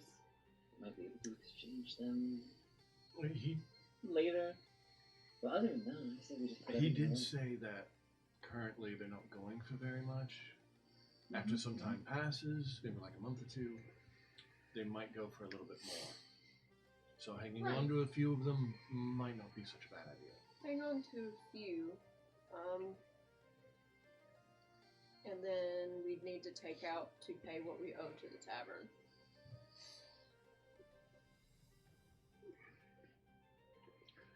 I wonder if they have checks. I wonder if they have a fantasy version of an ATM or credit card. Checks and balances.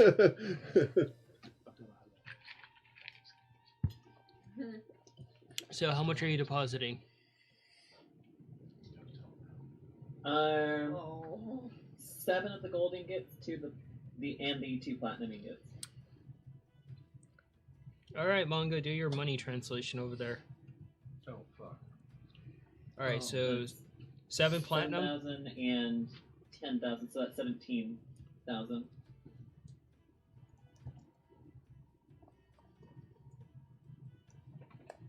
All right, yeah. So you have 17,000 gold pieces currently in the bank. So as you set these ignits down, you see a bunch of an array of kobolds come out. An array of kobolds. Yeah, and each of them grab one of the ignits and just kind of hugging onto it, and it's like a little train of kobolds taking them off to the back. Well, Oh, okay then. actually, I'm an idiot. Wait, we need 3,000 to pay our tab as well. Just over Tab. 3,000. 3,025. So you wanted to withdraw What they said. 3,025 exactly? Yes. Yeah. Okay, deduct that from your total then. Deduct that from the 17. Yeah, that's in the bank. Oh. And that would be what you currently have on you. And the Loxodon's like, and how would you like that, coin or platinum? Platinum would be easier to carry, but 25 in gold. They motion and they write this on a note, and they toss the note up in the air, and you see it just kind of origamis into a bird and flutters off to the back. Cool. I'm sorry, I'm doing a lot of talking. Do either of you want to say anything? Just here to be a horse.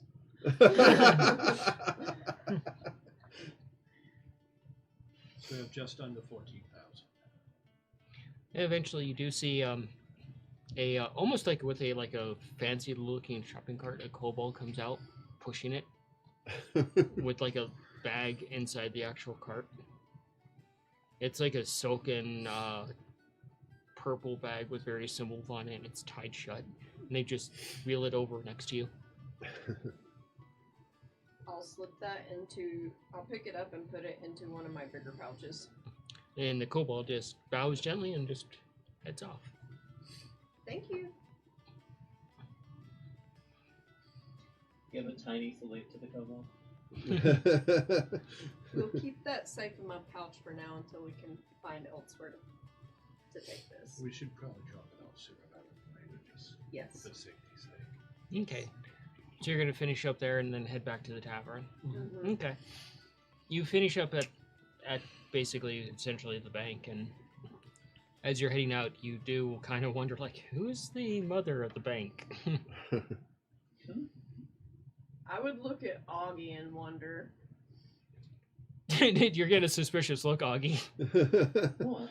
I didn't do anything. No, I know, but I'm just wondering who the patron mother is. I only saw kobolds and dragonborns in there. And a Loxodon. And a Oh. And a Luxodon. And a tiefling. And a tiefling. The scaly variety of peoples are very good at accruing, shall we say, worth and keeping it safe. Yes, but I'm just curious who their patron mother is. I would think that you may know a little I bit more have than no me. idea. All I know is there was also a tiefling there, so that could mean anything. However, there were shiny types and not so shiny types. So Beats me. On- Would I actually know though? You can do a history if you want.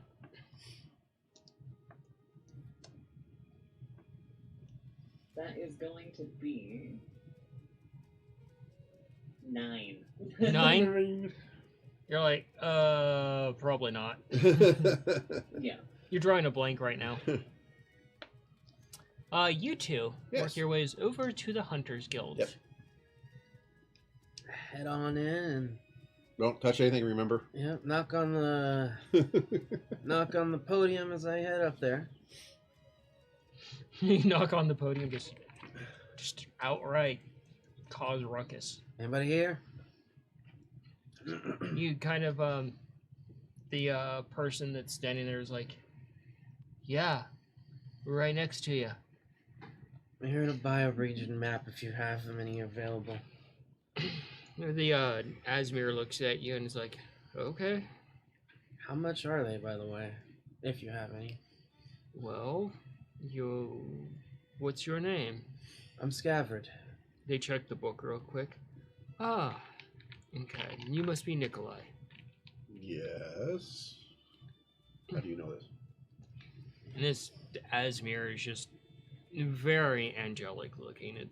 You could almost assume that they're a very beautiful looking human, almost Okay. elven in Yeah. nature. They're like, it says right here in the book that small mouse folk, usually a part of the family, is named Nikolai. Oh, Tiny little probably, gem cobalt is named Scavert. Small little cat person is named Mango. Dragonborn is named Deserves an Augie. And the centaur is named Cayenne. Oh, okay. We're part of the guild, remember? So, a map, you say?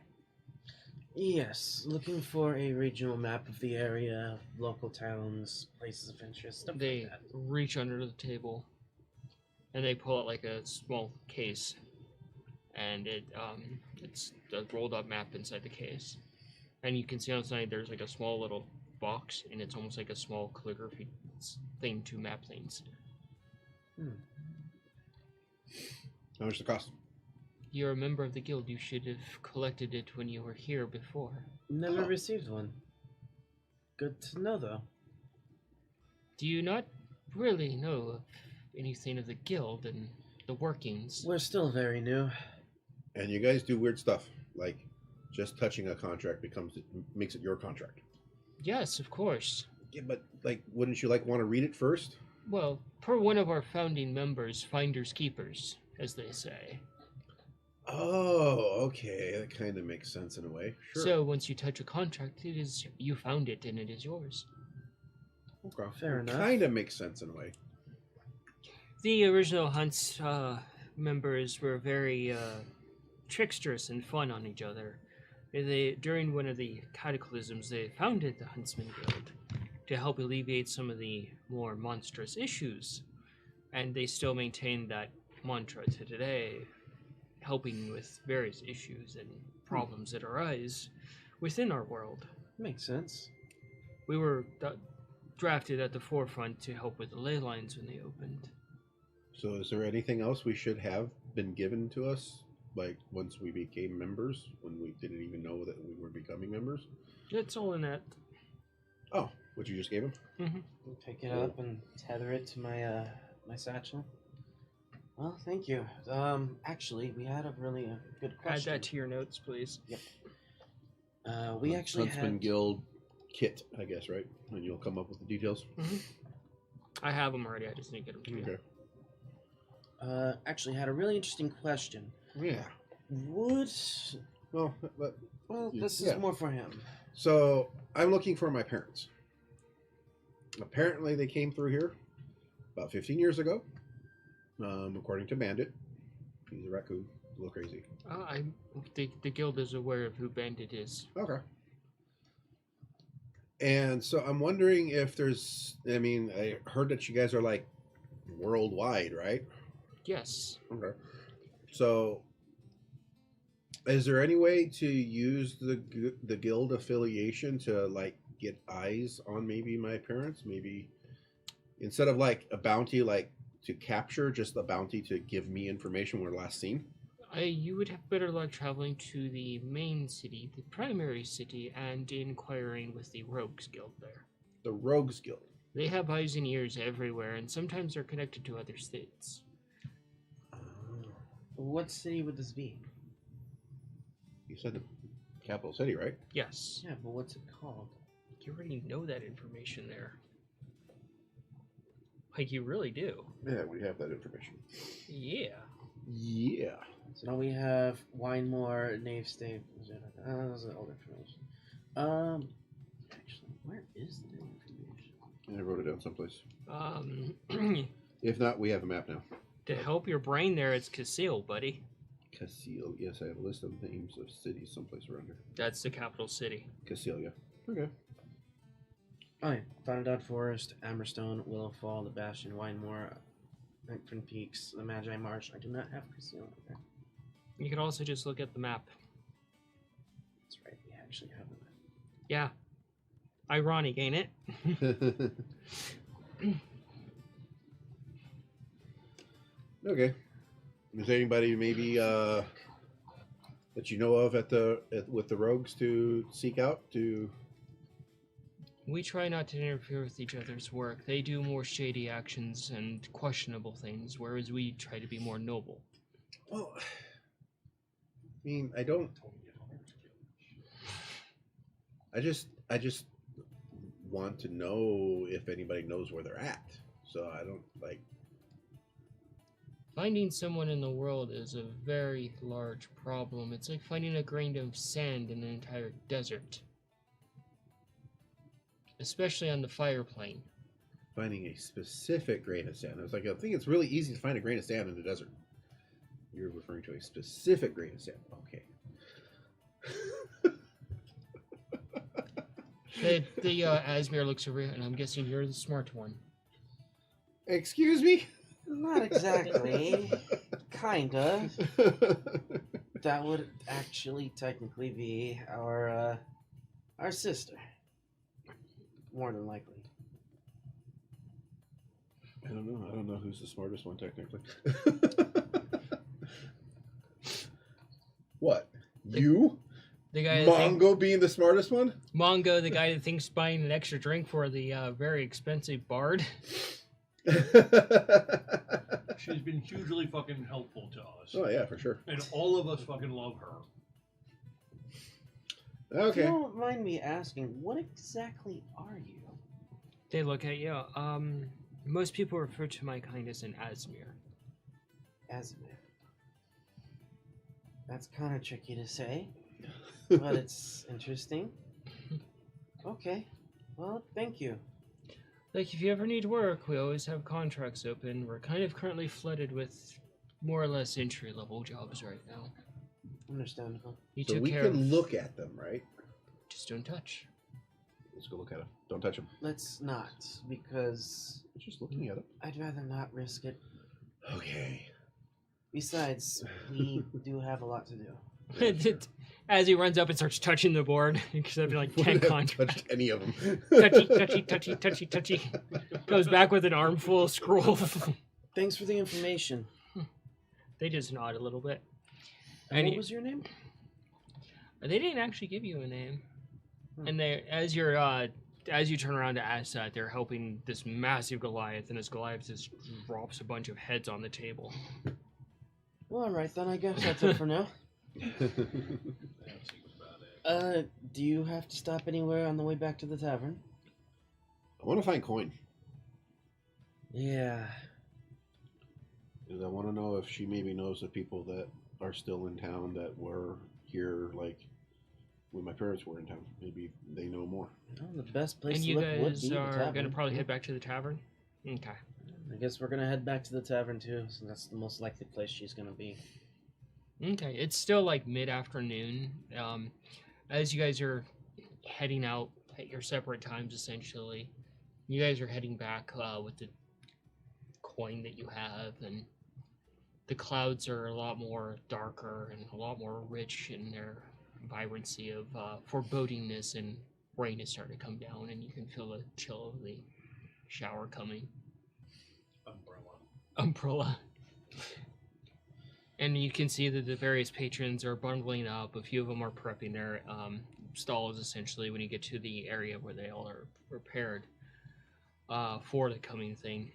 And you're instantly hit, Augie, by the familiar smell of barbecue. Oh, brilliant.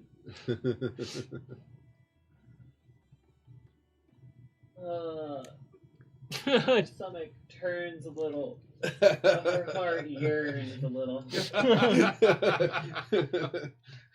And you I'll see, be right back. and you see Augie heading over to the stall, and you kind of sniff the air a little bit, and you get what they're picking up on as they do. And you see, do you follow over? I'll follow over. Okay, you head over. Follow to make sure to avoid any puddles in the road. There's not very many yet, as it's still towards getting to that period. But you follow Augie over, and the smell is almost intoxicating because you've never smelled food like this. And you see an orc there, and she's like, "Oh, you're back." What? I thought your dishes were brilliant. Why was that? Come on now. It's kind of in our nature and our culture. Fair. Generally, if I go up to another one of my kind, it's like, "Hey, I haven't seen you for a fucking long time. You're a fucking cunt." That's a way of saying hi. Well then. Well, fuck you too. Ah, there you go. That's the spirit. How can I serve you today? What do you got on special today? Oh, what do we got on special today? Oh, we've got this wonderful potato dish that my friend came up with. It is strained potatoes, as they like to call them, twice fried in animal fat, and then presented with a gravy and freshly shredded, as we like to call, slowly sautéed meat with various herbs and spices over time. Sounds fucking amazing. I like this life. Essentially Want poutine. that. Essentially poutine with Dude. brisket. Poutine with brisket. Oh, I've had that before. It's fucking amazing. That Texas does style. sound really good. Yeah. Oh. We also serve it with some spicy vegetables over the top, just to tease the palate, as you would say. You're gonna get Mouth angry just starts before this fucking watering episode's and- over. I'll have one of those. And you hear this they're like, they motion and they start preparing this. I'm going to be searching for stalls that maybe have like raw cuts of not so pretty meats or things that they're either giving away or selling. All right. Are you looking for anything, or are you lining up for food too now? Yeah. And in Alright. fact, if anybody at home knows where we can get that, let us know. Yeah. Because fucking seriously, We might be making that for one of these weekends. I'm holding you to that. Okay. All right. We still haven't had the stuffed spaghetti bread. Yeah. So, as we left off, they were heading back to the tavern. This side with a map in tow, this side with coin in tow. Not that coin. So, you three are heading to the tavern, and eventually... Oh, wait, actually, you were heading to the tavern, you got sidetracked by delicious barbecue. There we go. And you're looking for a curious thing, basically. Yeah. Do an investigation for me.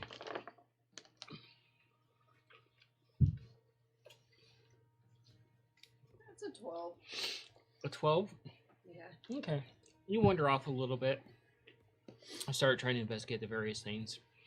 And you come to almost like a tent, like, stall, essentially. They've draped a tent over it. So it's almost like it's got like a little round ball on the top, and it's all aged and and you can see it comes down and droops a little bit, and it comes down almost like a hexagon shape. And as you approach it, you go underneath the edge of it, the overhang, and you see all these bobbins and trinkets hanging and all kinds of weird things. You can almost get lost just looking through them. And you see like all these little jars and mason things, and and you see this. There's a kenku there, and they're No. they're just kind of they're playing with a dagger, and you see that they're so old that some of their feathers are actually white.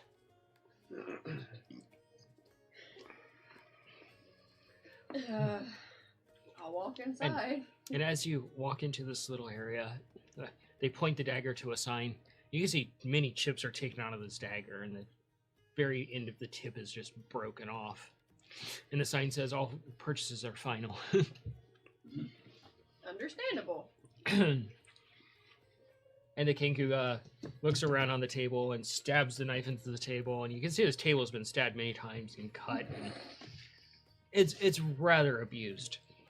And they find a scroll, and they're like, "Service you now? Bye." Yes, I'm looking for any kind of bad meats, just unattractive things I could feed to my plants. They kind of they look around all their bobbins, and they kind of look around behind their table, and they bring up this thing. You almost hear like this slosh sound as they set down this clear jar. In it, you can see layers of like decay and slime and meat, and they take the Ew. top off, Come on. and the smell just Why? and the smell just rolls over and hits you, and it's like fresh roadkill in the middle of the summer Alabama. Oh God. That Well, smell at least is it's very fresh bad. roadkill. Oh, It no. hasn't been sitting there for a while.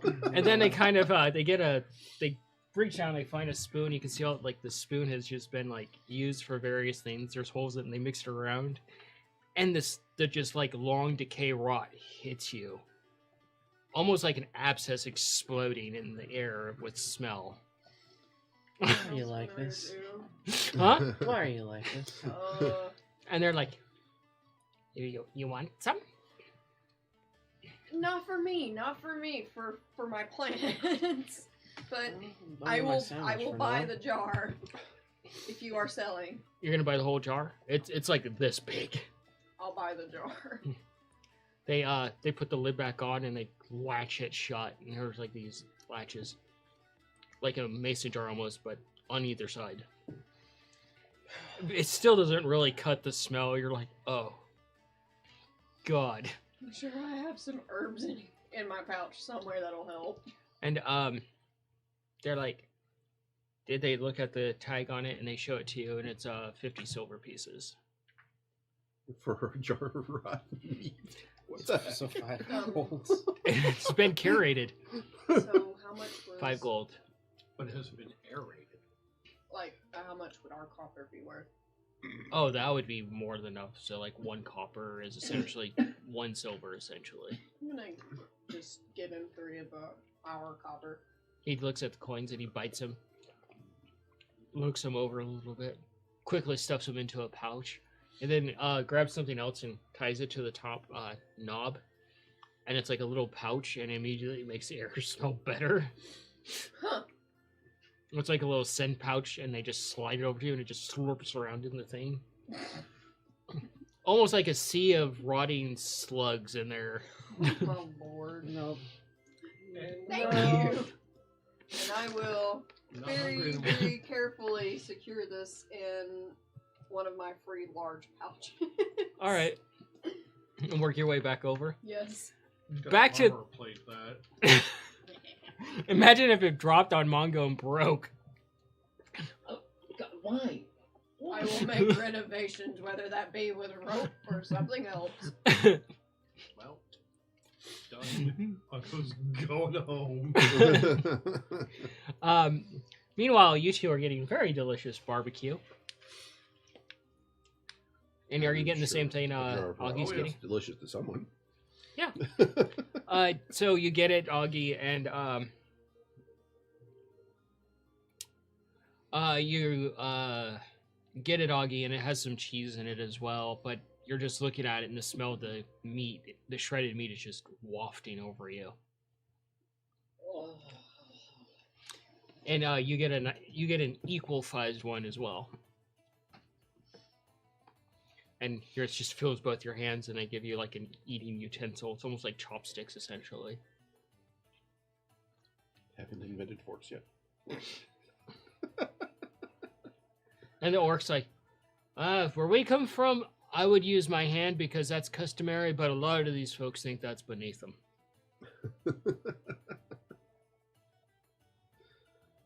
You're just shoveling it into her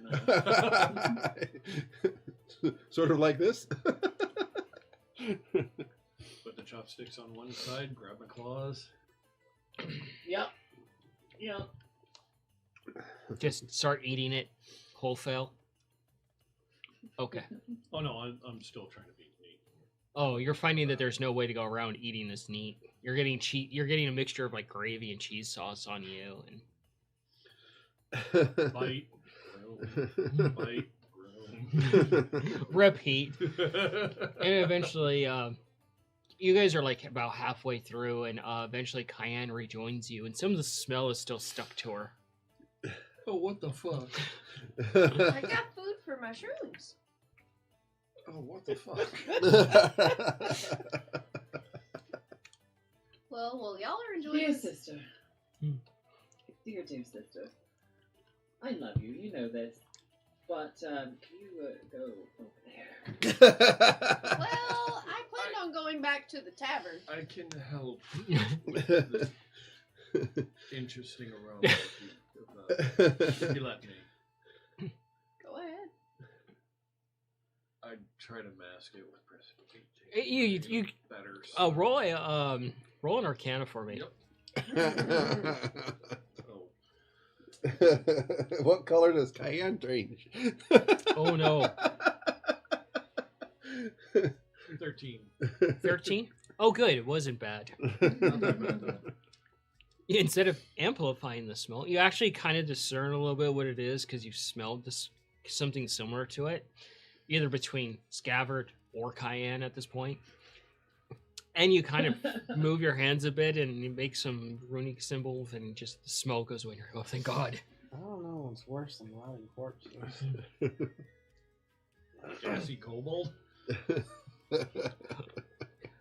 But you guys make your way back to the tavern, and they're happily enjoying what they're eating. Do you pick up anything to eat, or just gonna go back to the tavern? I'm gonna go back to the tavern. Okay. You guys make it back to the tavern, your usual table. Okay. And then eventually, you guys are heading back to the tavern, and yeah, you're just going straight in. The market is rather alive right now. We need to head back to the tavern. We have debts to pay. Yep. Let's I go. need to figure out how to do this. Since I have the pouch with me, I'm gonna go see if I'm able to take care of the debt that we owe. Yep, the gnome is there, and it's quite easy. So I'll pay off the debt for the tavern at least. Okay. The gnome, they speak to you, and they collect the proper amount of coin and pay it off.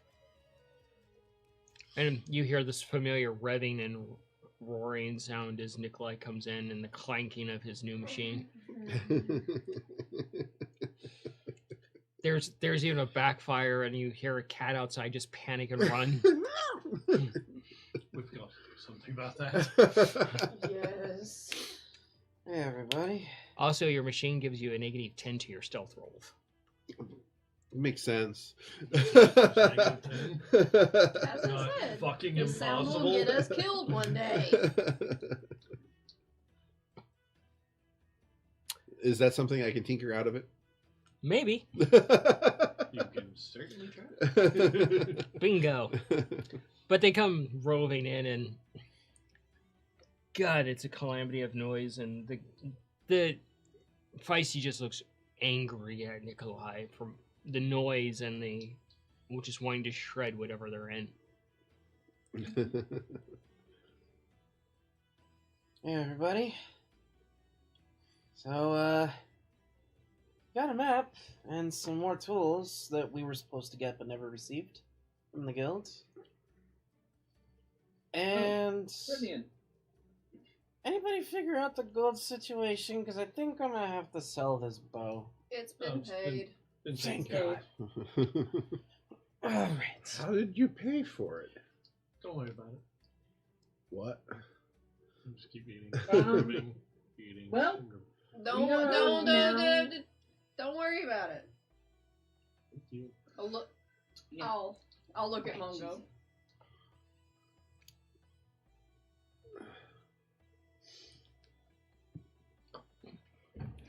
Anyway, Not worry about what? Now I'm very worried. I will do nothing Talk but about it worry later. about this. Talk about it later. This is not the place to do so. Fair enough.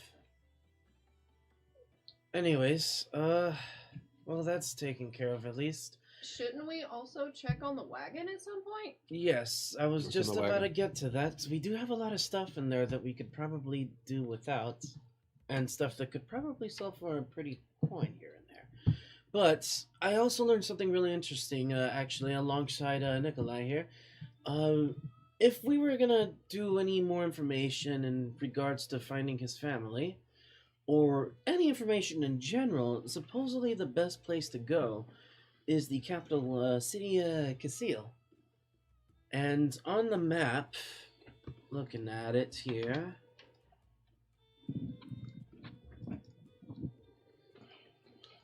we are here. We need to go all the way over here. Say as I show them the map. That seems like quite a journey. Oh, it looks like it's gonna be a very long trip. and you do see on the map where you have to go as well. And Is it on the way? mm-hmm. Oh, thank God. Oh, good. It's on the way. We can stop by Is here. my location on the way there? Yep. And I'll point out on the map. Or is the next town over, quote unquote, the next town over, Casil? No, Casil's on the other side of the continent. Totally Okay. other end of the continent. I forgot which city we're in right now. One more. Mine, Wine yeah. One more. So we are here. We need to get all the way over here, Oh, we gotta stop by here, though. and there, and there, and over there. And I need to stop here. Where On do the you bright need to stop? side, we did learn that the Hunters Guild is all across the continent, so we're in no shortage of work if we ever need to collect more coin. But I did learn something really interesting as well. It is actually safe to look at the contracts, but the moment you touch them, they automatically become yours, as per some sort of weird, old, archaic magic that was placed upon them. Yeah, like a. While they're talking, Cayenne's gonna be investigating the room to see who's listening. Go ahead.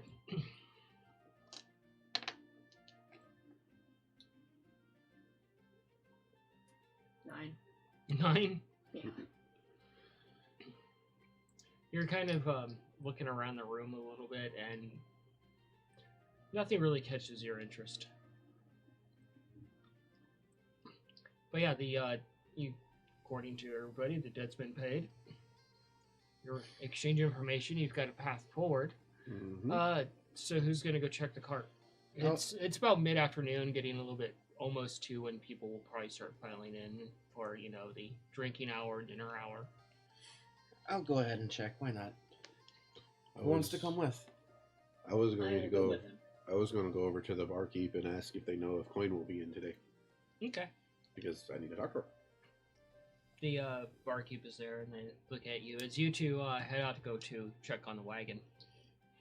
The barkeep looks at you and is like, she kind of comes and goes, but she might be on tonight. Oh, okay. Thank you. Hey, Mongo. She looks over. Do you plan on buying her another drink tonight? No.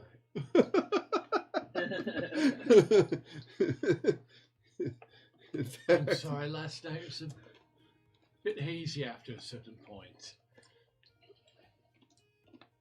We had to, apparently, from the night person, they had to draw the line when you start taking off your robes.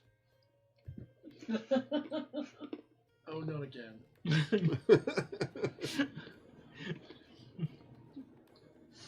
You know where to find coin before, when not in the tavern?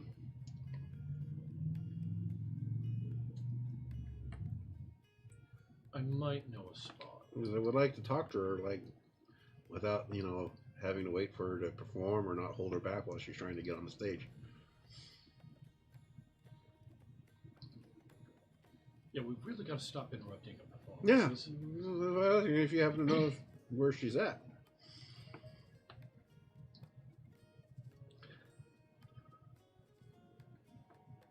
I wonder if she would enjoy the small person bar. We can go there She's again. probably been there. So, while you guys are figuring out where you're gonna go, what are you doing, Cayenne? Cheyenne's just gonna continue trying to see if she finds any answers about the mushroom or nightmare, whatever it was. That disturbing mushroom. Yes. All right. So you guys head off. Eventually, get to the area where the carts and things are stored, and you head in, and you see a couple of what they look like to you to be actual rangers. Huh. And they're talking to the gnome that runs the place. And you see this that they have a wagon with them, but they have like these two, like 12-foot tall things you've never seen before.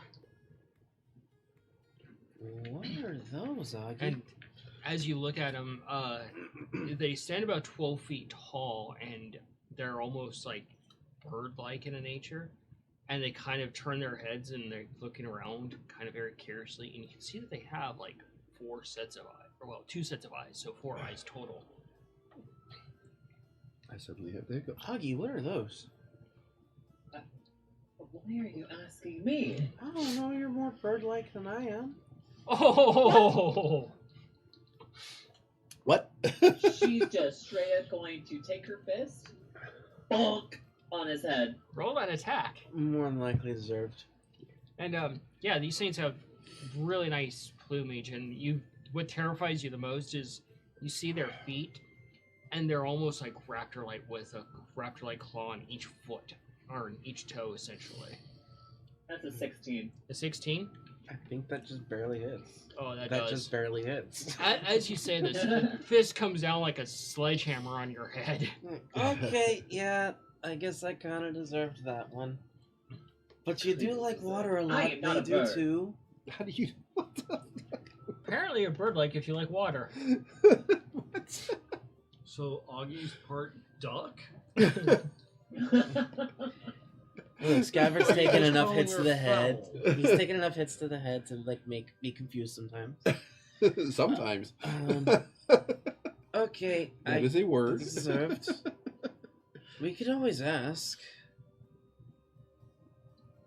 Well, they're your people. Well, you're not wrong. Walk over and hi. And as you walk over, one of the birds turns in your direction and just flares up a little bit. And all of those eyes just lock onto you, and the other one just kind of catches this and flanks the other ranger and does the same thing. And you're now realizing they do have armor on these birds as well. Huh. I've never seen birds like that before. What are they? Clover. One of the rangers looks at you from their hood and is like, "Oh, they're from the Feywild. They're a special breed." Oh, more fey creatures. They're really interesting.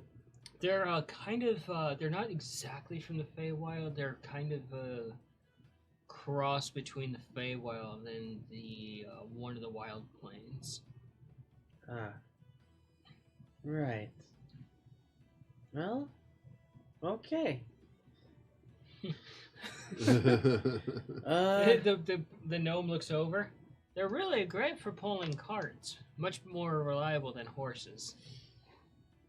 I'm gonna figure out where to get one of those myself. And a lot more dangerous than a horse, too. Oh, maybe not. One of the rangers is like, You are not getting one of those. one of the rangers is like, yeah, one of my comrades accidentally pissed one off and they found his intestines for a quarter mile. Maybe not. Actually, here to check in on our cart. And Mayor's like, I love these things. The gnome's like, oh, your cart? It's fine. Right. Just need to go ahead and check some things, though. I pull out the note for it. Yep. They're like, well, you know where it's at. Go ahead. Go along with Augie. So, Augie, do you think most of the weapons and stuff we have, all the blades and such, that metal will be good for you to keep? Maybe melt it down? Probably to work with? Take a look. Go ahead and do a smithing check there. Alright, flying through the cart, she's going to take a look at, let's see here. So we have two bows, 4 swords. 4 sets of armor, charred armor, 2 bows, 4 swords, broken arrows, regular arrows, 2 daggers. It's weird hearing this read off in unison. That's right, we have a giant zombie head. Gold coins and half plate. That's right, we have half plate. Why do we have a giant zombie head? Reasons. So where are you going to find coin? Is its eyes just looking around, wondering what the fuck's going on now? I don't know, but hey, could feed it to Cayenne's Is another one mushrooms. for apartment, more or less. See if I remember where that's at and head there. Alright. Roll a survival? Actually, roll a performance. Performance. When I find it, then I'll need to roll a survival. You still reading through the book or just looking around? Basically, she would have left from the tavern at this point and probably wandered along and just reading her book, doing something. Because she doesn't have many other plans. Okay. What'd you roll there? Roll 12. 12 for you? Okay. I rolled less than that. What is it? 11 less. Oh, To 1? Jesus Christ. So we're going to end up like in the middle of the forest or something. We'll see. End up in the sewer. Find a rat named Coin. A rat that stole the coin. You start going through all the stuff, Augie, and you're realizing most of it is just literally, in your opinion, trash as far as quality goes. Mm-hmm. It's basic stuff that was pie-fold off of, beginner adventures, mercenaries. It's not very well kept. You could basically salvage it all and get something out of it that you can make it as something, but it's not going to be a lot. None of it's of great quality. Well, it's kind of, we could melt it down, but quite honestly, Bless you, even melting it jeez. down, we're not going to get much out of it. Well, The best I can probably do with these materials is make a new chassis for our wonderful Literalist Brothers inventions. well, that might be useful. What about this plate armor here? You I feel like it'd be useful head for you. outside, Mungo. And the rain's starting to come down a little bit more.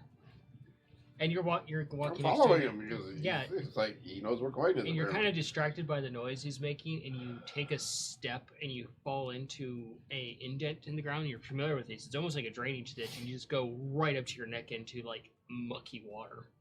Oh, And you try to pull, you're kind of like wedged in there a little bit. It's going to take a little bit of effort to get you out.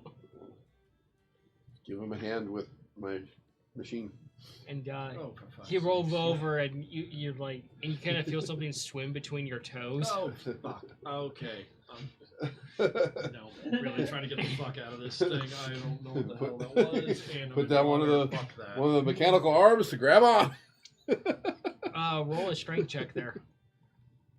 Oh god, he's eating a crust. Fuck's sakes, please don't roll one that's falling with me. That would be hilarious. Falls in right on top of you and just pushes you under.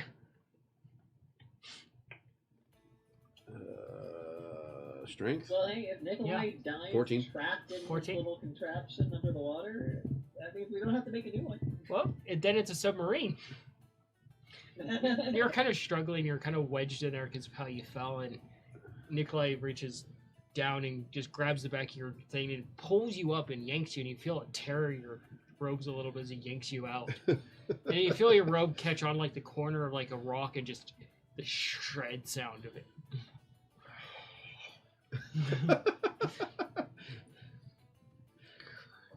Steven got out. Steven got out. Oh, okay. Oh, he's covered in muck and But water. he's not Yeah. stuck. I was like, yes, I helped someone. Put him down. I am not useless anymore. Since he is covered in water, you can kind of see the steam coming up because he is 9 times the fucking. You be careful where you walk, brother. No, it would. What? Maybe we should take the little people's path. I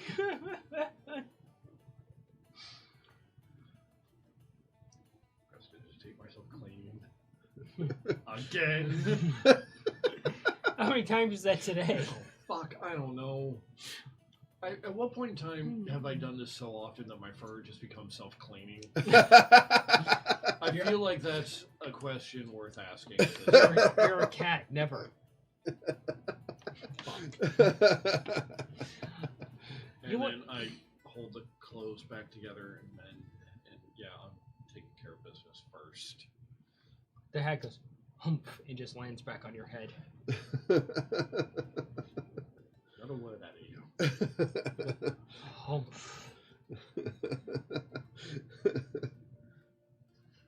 No idea to talk to him. So you're just gonna wander aimlessly for a little bit. Yes, because I'm more determined Pretty much to find like we are, I answers guess. about this than doing anything else. All right. You may wander aimlessly for a little bit until you bump into something. Yes.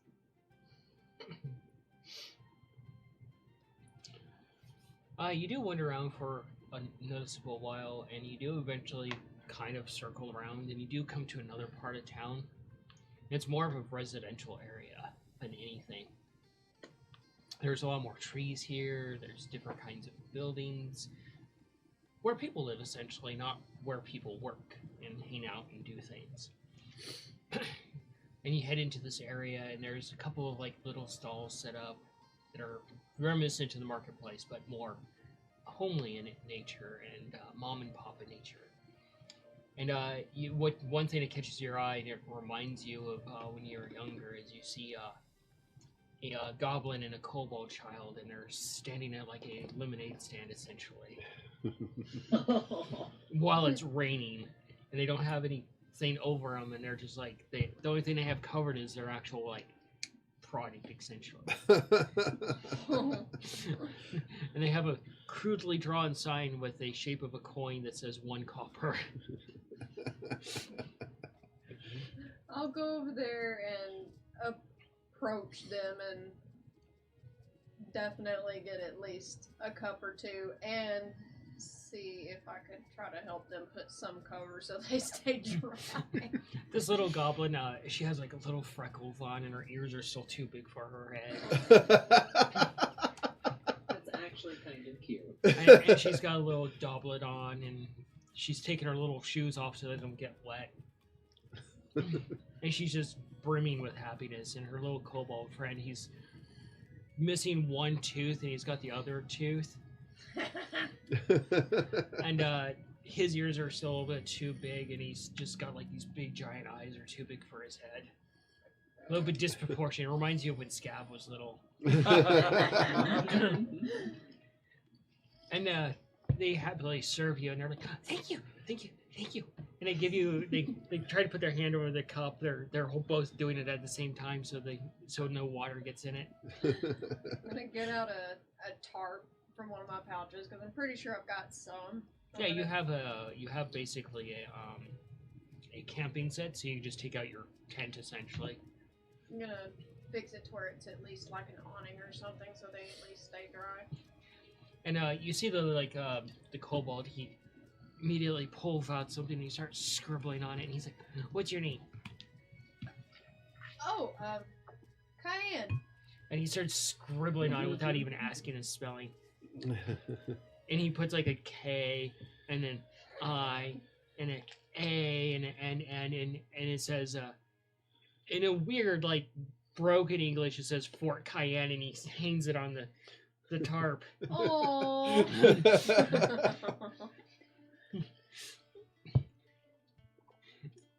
And they're just happily excited, standing on the tarp, and they give you another drink. Oh. I'm gonna pat them both on the head and tell them thank you and wonder about a little more. You know, they wave bye to you as you head off. And there's a bunch of other little stalls here and there that are Now actually you check set your up. pockets. That are actually set up because they're adults, but this was only a little kid one. But you can see a lot more mom and pop stalls set up essentially along these various routes that intersect and go off in their own directions. Do you want to investigate and look for anything? I'm gonna investigate to see if I see possibly any kind of out of place, like odd places. Something more for druids or alchemists, things of that Okay. nature. Was a 16. Okay. Hmm. You do wander a little bit further into the essentially the residential area, and you come to like a circle area, and there's a lot of trees here, and there's like these bramble growing up along the trees that have really thick thorns. And the buildings here are a lot more. They're within the shade of the trees, and the buildings are a lot more or less pristine, you can say. They have elements of being more primitive, but they're still up to the same standard as the other buildings. And you see a few shops here set up outside, and you see a few lizard folk wandering about, and you see a tiefling there, and you see a turtle there. And they have kind of like a shared, like almost like stall thing in the middle, like almost like a flea market type thing going on.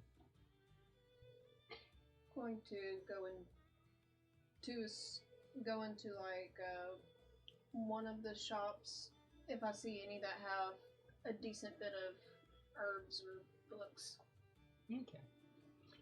You see one that it's a lizard folk, and they have various. It catches your interest. They're like larger bones that have been cut off, but inside you can see like scrolls have been stuffed. But the bones have been essentially made into scroll cases, Huh. and there's like notes scribbled, like carved into them in lizard folk. Approach and greet the shop owner. The lizard folk, they look at you, and it's an older lizard folk, and they just kind of look you over a little bit, and it's like they're evaluating you essentially, and they're like, you interested in that? Explain. Those are the stories of my youth and traveling and adventures from what I traveled about. You have a lot of interesting things here. And you see like this almost like a beaver skull, and that's complete, and it's opened up, and you see like a plant inside the mouth. Just tilt my head and just look at all the interesting things in the shop.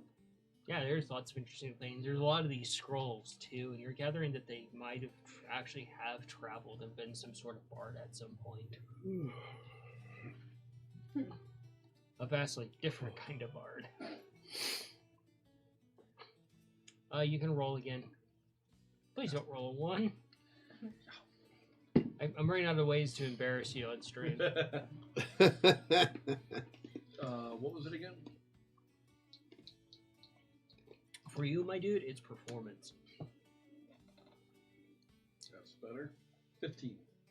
15. You make it seem like it's your idea to take the short person's path, but immediately start heading to where Coin lives.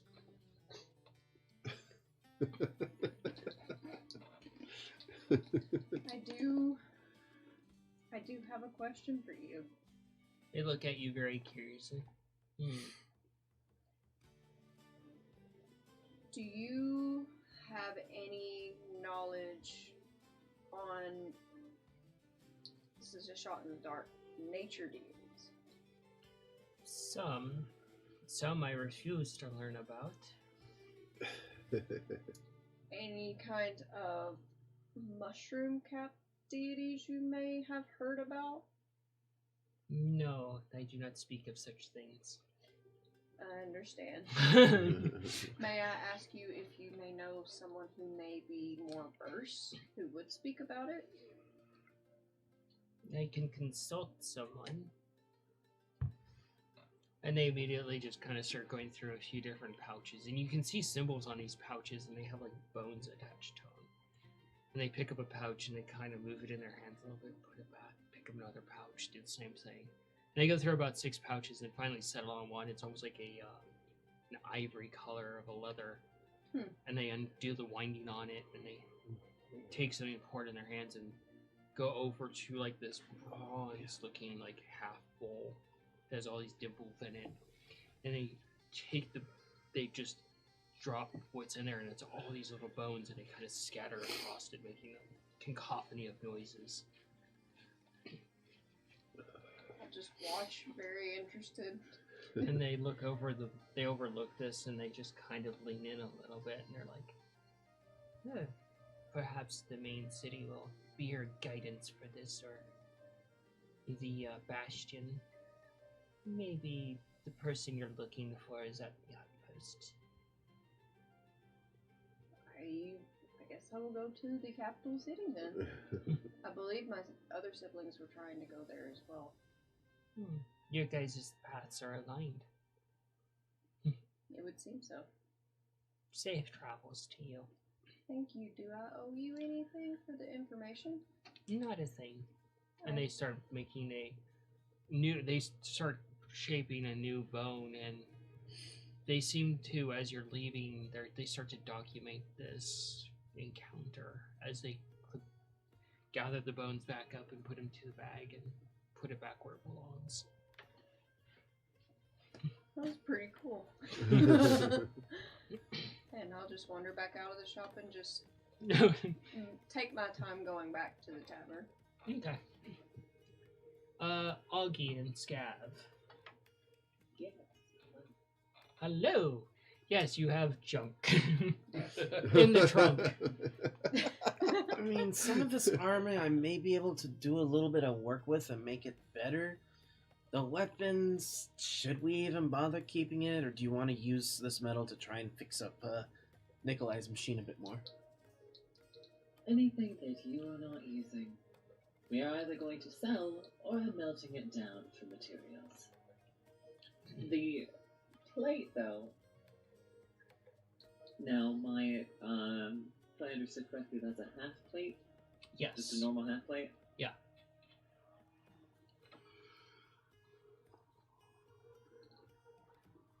I see gears turning.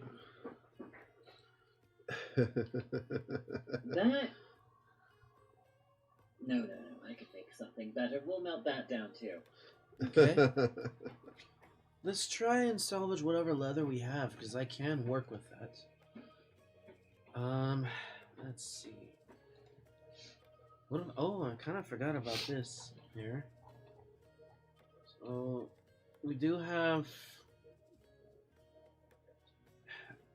Can you wield a great bow? Because I can't. That's a great question. Let me consult my intelligence. Can I use this? Let me consult Hey, roll my a knowledge roll of a bows. tinkering check over there. Yeah, you should be able to use a bow of any Natural type. 20. Natural 20. Terrifyingly enough, you almost hear a light bulb go up above Scav's head, Is it a black light?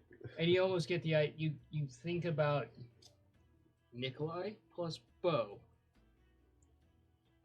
Oh God, you're gonna Hawkeye and Ant-Man. You know, we could make a little Wait a Nikolai minute. ball launcher. Wait a minute. What if I put repeating shot on this? Do we have multiple Nikolai's running? Actually, You're never allowed to do he that. is specifically not using any kind of bow. Like, Okay. by choice. She is not using anything. Okay. Well, we may be able to sell it or use it for parts of something. What do we do? How much were the gold coins in the bag that we have in there? We never figured that out, actually. I told you. No, Your- we Your never got remembrances. that. Do you need a remembrance ball? He needs a Probably. remember all. Yeah. Remember all. A remember all potion. He needs to remember all, but then he won't. Then he won't remember what he forgot. Exactly. So it says we have arrows and broken arrows. Exactly how many arrows do we have and how many broken arrows do we have? Because I may be able to fix those. You have one normal arrow. So a lot of broken That's all, ones. And 13 broken go. arrows. I could probably fix the arrows. You guys are standing there going back and forth about this gear, and your Feisty is over there and is just kind of halfway into the plate mill, just messing about in it. Chewing on one of the leather straps that holds it together.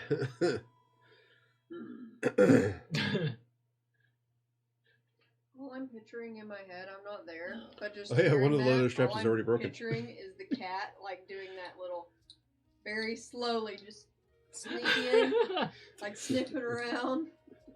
Eventually finding it and just chewing Yes. on it. Yes. This is the armor off of the bandits that we've defeated right now. Yeah, one Yeah. of the straps is already cut up. Yep. You do eventually get to where coin lives. Now it's time for You can survival. see gears turning So- in Augie's head, but then she just waves it off. My question is, do I have any sense that he was lost?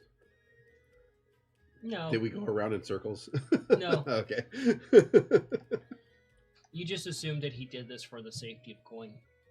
Okay. Well, what if You we know s- you were fucking lost for a while, but you played it off with that good performance. So, Augie, what if we sell all this but keep some of the armor for the leather? As you say that, you look over Honestly- and eyeball the cat chewing on the leather strap for the armor. We can honestly salvage everything down to its base materials and use a lot of it for better equipment. Alright, well, But the thing is, do we want to bother?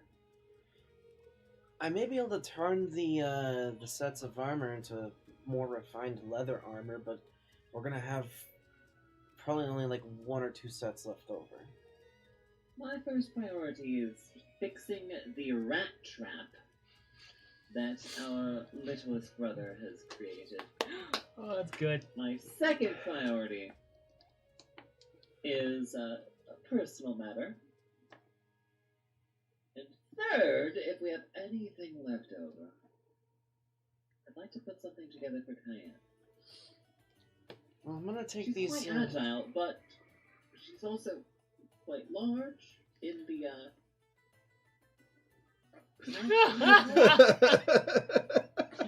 Oh. Cayenne has a target that I'd rather mitigate. I could. Speaking of junk in the trunk, With your help, I could make some leather quasi horse armor for her. Essentially, that is what I want to do, yes. Oh, like with But the leather working, you I can do claim that. you are at Coin's door. Then whatever's Yeah, left of this this half loud plate, ass fucking machine. I may Yeah. be able to use to make something for. It's just Feisty here. echoing in the small space. Brother, What? would you mind taking your Something for feisty. would loud have ass to be fucking gizmo sized as they around? grow. Yeah. Because Coin just felt like advertising where she lives. And your machine is so fucking loud, anyone can tell where you're at anytime it's on. But I'm not playing. True. You're not, and I'm glad you know the difference. So they know where I'm at. Yes, and if you walk in, they're gonna know where Coin is. So if you're somewhere else, then we'll be able to figure out where she is. Do an intelligence check. For God's sake, please don't fuck it up. Negative 20. That'd be funny. 13. 13? Yeah. You kind of look at him like he's dumb for a moment, and you're like, "Oh, stow my machine and then walk, so I don't give away where coin's at." Oh, somebody steals it. How far away are from the Tinker's Guild? You're probably about a good 10 minutes away.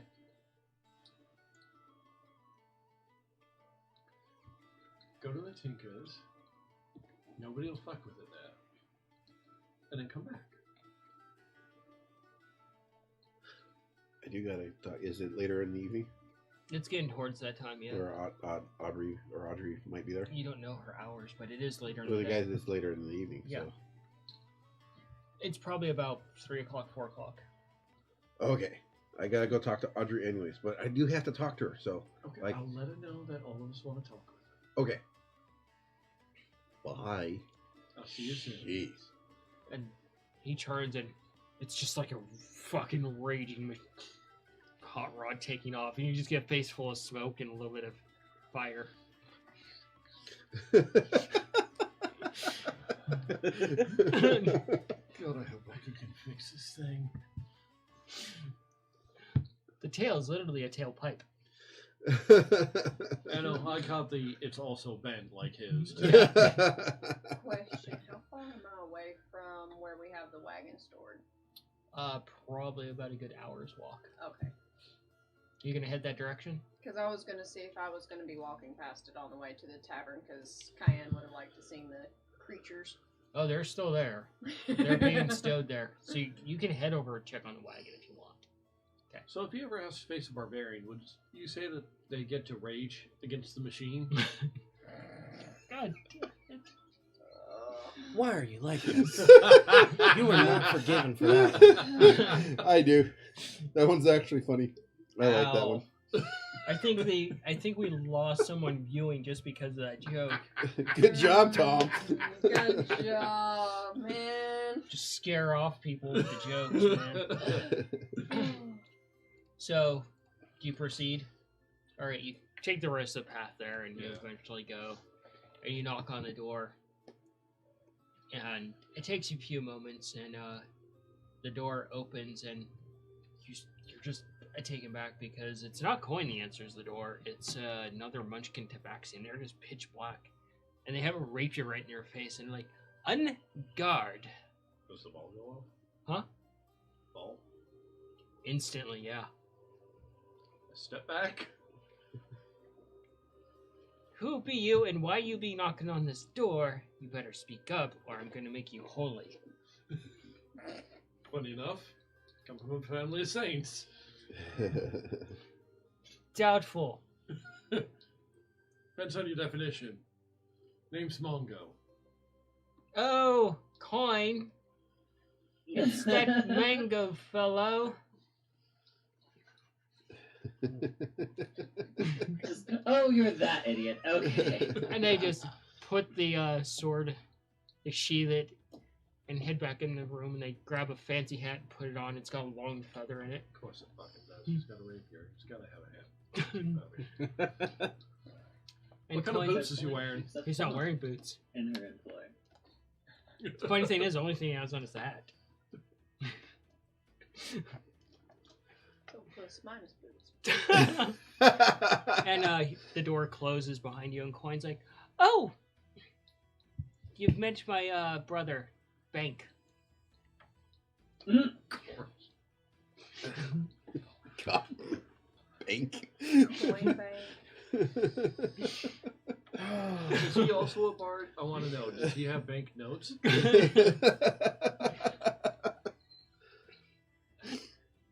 You just don't know how to respond. I think you hurt Kelly with that one. Every joke I make hurts Kelly. And Bank's like, Yeah. Bank looks over at you and says, "Mango, you should meet our sister. Her name's Piggy." And Coin's like, "Yes, yes, our mother was quite notorious for the puns."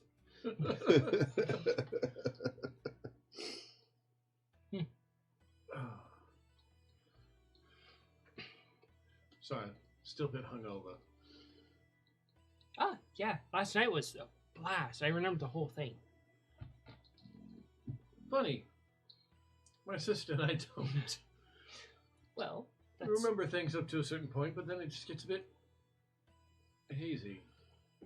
Well, perhaps you shouldn't drink as much. Especially when you're trying to drink a dwarf under the table. That explains a few things. Why would I drink a dwarf? Why do I even try? Oh, God. Yeah, her brother looks over as he gets comfy on the couch and finds the perfect place where one sun ray happens to be coming in. He's Of like, course. yeah, trying to, drink a dwarven bard under the table. That's mighty stupid of you. Apparently, after I get a little bit of drink in me, I overestimate my abilities. Yeah. But all part of the learning experience. Coin's like, so, what brings you here? Were you followed? I did my best to make sure. In fact, my brother and his new writing gizmo that is unbelievably loud. That's what that noise was. Probably, yes. Ken has not that noise because it is. I don't think he quite understands, but I did convince him to go elsewhere with it. Bank's He had a like, different errand to it. last time I heard a noise like that was when a warforged went off a cliff.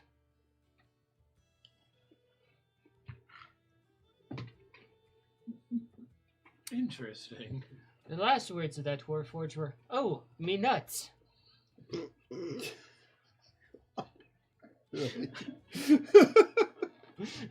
Alright then. Coin looks over and she just has her arms crossed. Really? No shame.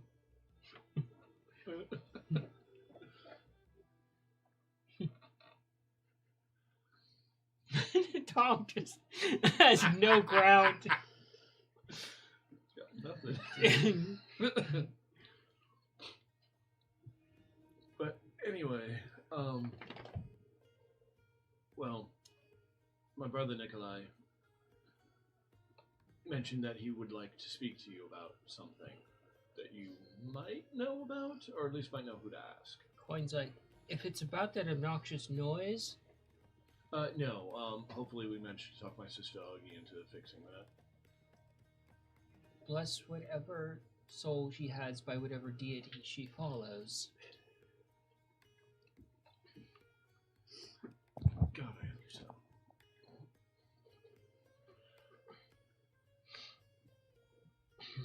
But, Nikolai is looking for his birth parents. And apparently, according to some manic, psychotic raccoon, bandit or something. They just kind of look at each other and both shrug a little bit. He kept droning on, and I really lost interest and stopped paying attention.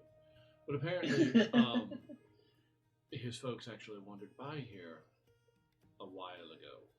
Bank's like, huh. So you're saying that there's... Coin's like, he's a mousy. Mm-hmm. Big ears, as the gnomish people would say.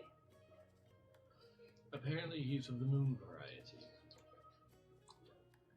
And Bank's like, oh, one of them. I don't do business with them. You've met some? One of them.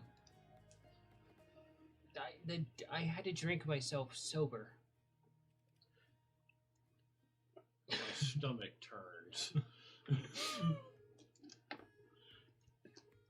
They wouldn't stop talking about this moon and things and driving me utterly bonkers, and I just couldn't handle it.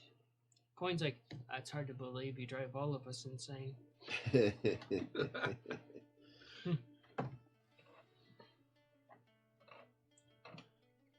But they might have... Well, like I said, it's been a while. So I don't know if you know anybody who's might know from like about 15 years ago. Coin looks over at her sibling, and he just kind of looks back like, "What?" She's like, "Well, you're the one that sleeps around in every fucking city." He's like, "Right. So, you might want to hit up the Loxodon in the main city named Bessie. She might know a thing or two. She's an information broker." Bessie? Yes, she's a Loxodon. Bessie or Bessie? Bessie. She's quite temperamental. Pay first before asking questions. Or she might stomp on you. Oh, that would be most unfortunate. Well, the last person there she stomped on, it was apparently still getting them out of the cracks of the floor. Well, that just sounds like yuck. Sorry, Capital City? Coin's like, well, it's only yuck if you're thinking about a PB&J sandwich at the time.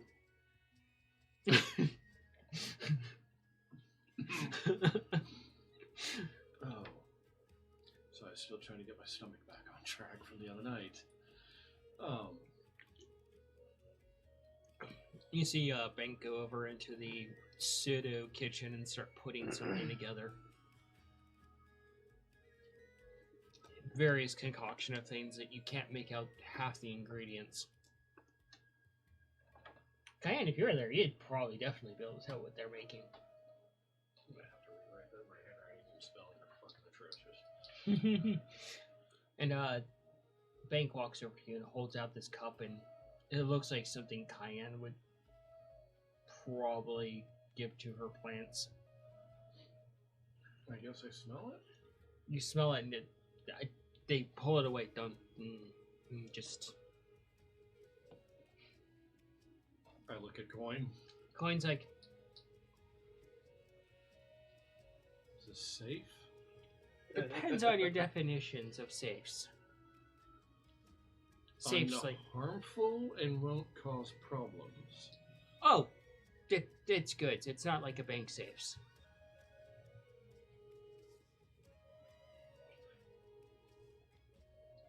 Supposed to drink this?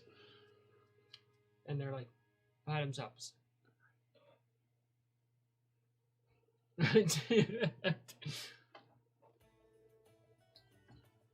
you throw it back, and it's not so much of a drink, it's more of a slides down your throat in one long goopy string and just hits your stomach. Cool.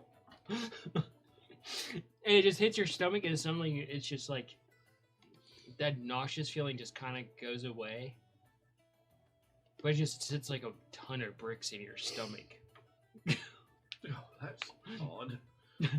Oh. Kelly's like, nope. But it basically feels like you either saw like a whole worm or a really big loogie. Called Scotch bonnet, I think. Not a pepper. The Scotch bonnet? Yeah. Yeah, the Scotch bonnet is a pepper, but like Scotch breakfast or something. It's a hangover cure. You guys And are it's still there. Equally as terrible. And you're heading back, right? Yeah, I was making my way to the tavern, but was going to basically take my time, make my way to where the cart is, and then back. So you're there talking to the two munchkins. And you guys at the cart. Back to you. Gathering up the armor to basically make better stuff out of it. Scav is just piling all this stuff in his arms to carry back in the rain.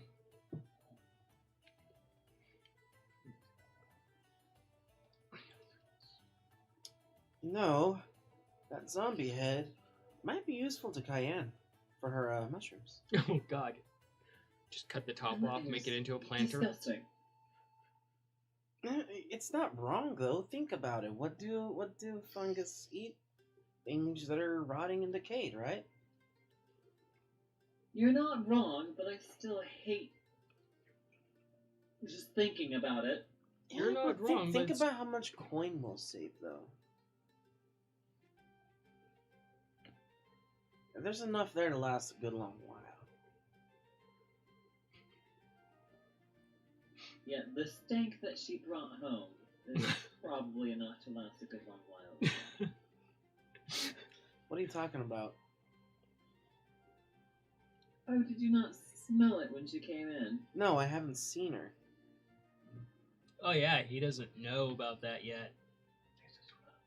We're in for a wonderful treat.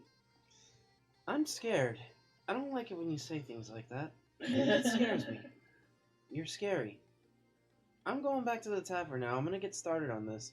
But before I do, I'm gonna take out from my tinkering kit. I'm gonna weigh, or not weigh, but like measure out, like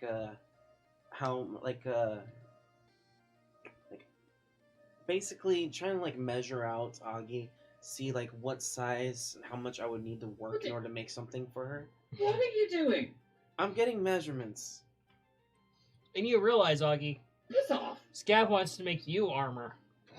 That, in a way, insulting your craftsmanship. Oh.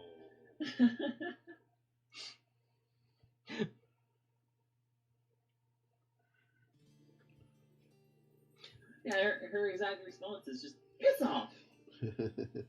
Not until I'm done. And there. Mark it down.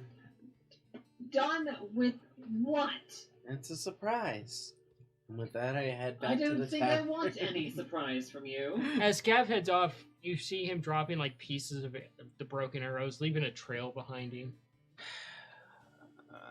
The last time you got us a surprise, we had to fight a bullet. And the feisty just follows after, dragging the armor between its four legs, It's adorable. kind of straddling it. For the rest of the night, probably gonna work on a little bit of a thing. I'm gonna send it to you as well. Okay. Cayenne, you work your way back across the town, just wondering, and you see a Scab head into the tavern in a trail of broken pieces behind you, and you see the shimmer of the water bouncing off of who you know is to be his pet, dragging this piece of armor that's leaving grooves and sparks behind it, heading into the tavern as well.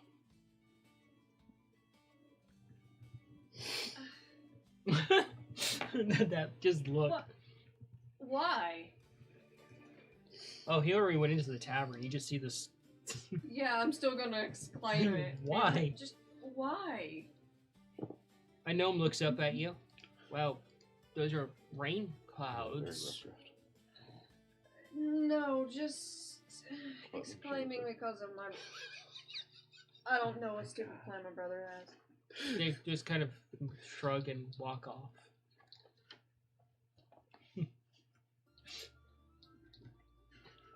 He's still heading over there. Basically. Yeah, you can easily follow the trail of debris that he left behind and get to the actual. Oh, so because I was going to take my time to get to the tavern from where the cart was, so I was going a complete opposite way. Oh, okay. Yep. Yeah. Okay, so yeah, eventually you do get to the cart area. Augie, where do you head off to? Just head inside, start working on, like, go up to the room, start working on plans to fabricate some materials to improve Nikolai's design. It takes you a little bit of time to get back to the tavern because you have to stop so often to pick up the debris that Scabbard left behind. Yeah. It's like he means well, but you can basically follow him anywhere because of the trail he leaves behind. But you get to the wagon, a lot of stuff has been already taken, obviously, by your siblings, and you see the zombie head there, and... Ew. Is the zombie head looking around anymore, or is it just stagnant at this point? 'Cause It's stagnant. okay. I was wondering, since the encounter, if it was still moving or if it was done. No, it's done. Very Yeah. funny. Funny if I was still there. Yeah. Just left him there. I want you to roll a nature for me. Staring into a dark bag all the time. Go.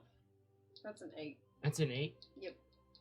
You kind of look at the zombie head and you're just going to go, ugh. It's rather large.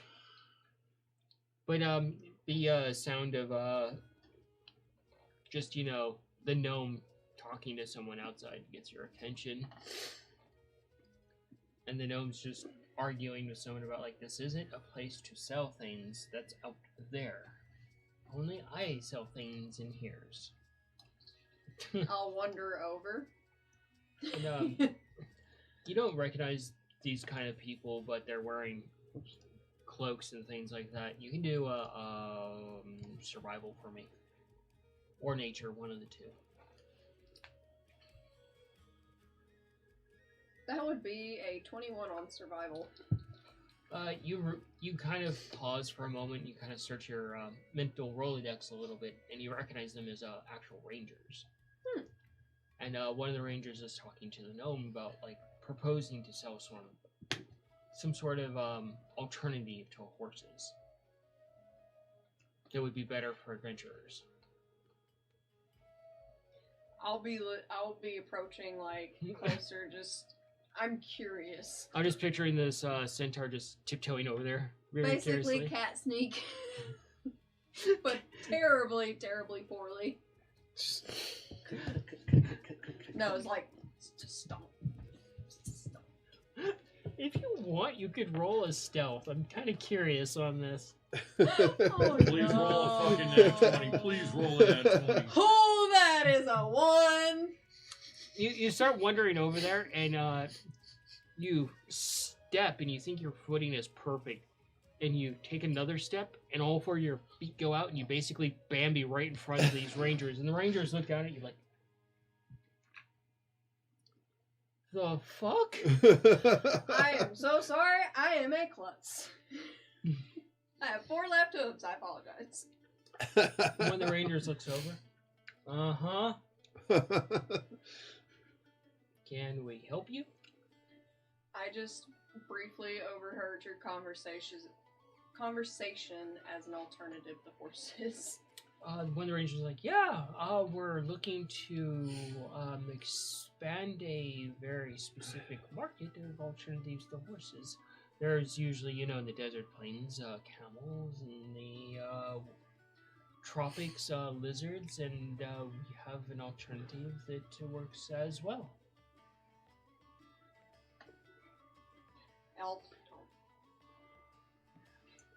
I don't know about many alternatives to horses for transportation or use or anything of that nature. They're like, well, horses are generally primarily used to pull carts and other things, and they're reliable and noble, but they're horses. No offense to half of you.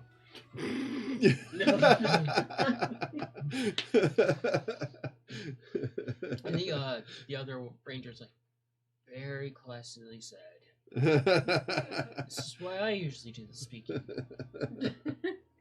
And the one ranger's like, but that's good and all, and one place even uses llamas as an alternative. They're so strong. Why? Have you ever seen an enlarged angry llama? Not an enlarged one, but I've seen normal llamas and they're scrawny. Their wool's nice though. But we do have an alternative, and we're trying to work with this gnome as far as purchasing. And the gnome's like, if you're going to buy anything or sell anything, go out to the street and do it and make it legal.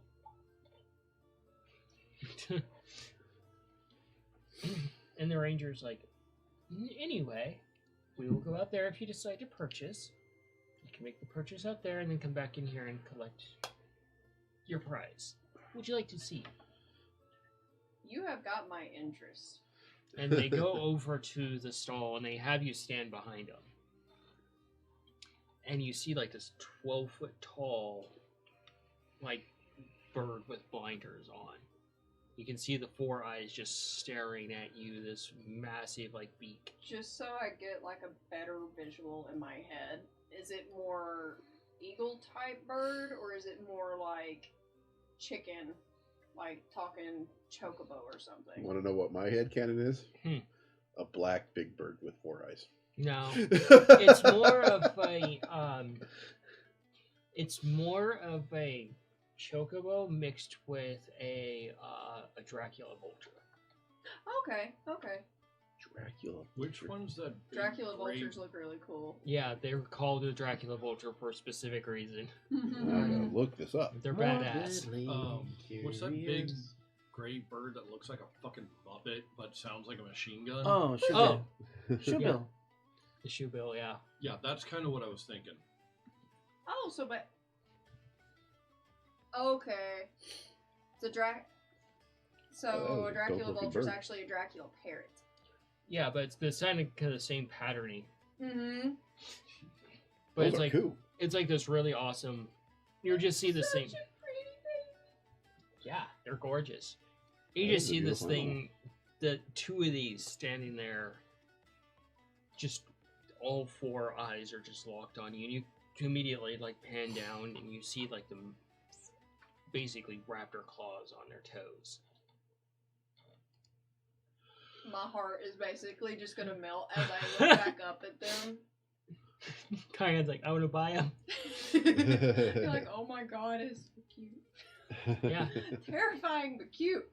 Yeah, and the rangers like they're deathly loyal once they bond to a group, and unlike a horse, you don't have to watch them; they will help watch the camp as well. As I told someone earlier, we were traveling and someone happened to piss one of them off, and we found their entrails for about a quarter mile. That could be very useful.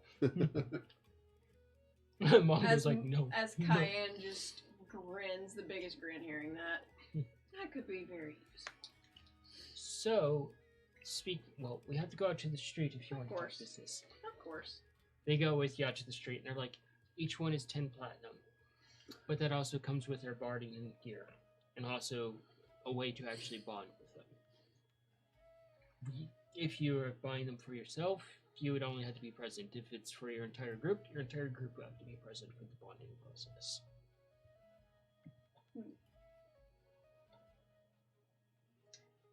How long will you be here?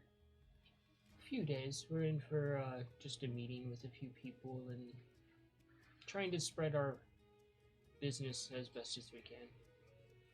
Let me speak to my group, my party, to see what they think. Because I'm gonna be honest, I get tired of pulling the cart, and I'm pretty sure the horse gets tired of pulling the cart. Not this one, but the other horse. So I will see what my party thinks. Good. But if anything, they wouldn't need to be here for the bonding process. If they did not want to be. The Rangers look at you. We'll hold them for a few days for you as our current offer. I thank you guys very much. And you kind of look at the Rangers and you can tell they're siblings.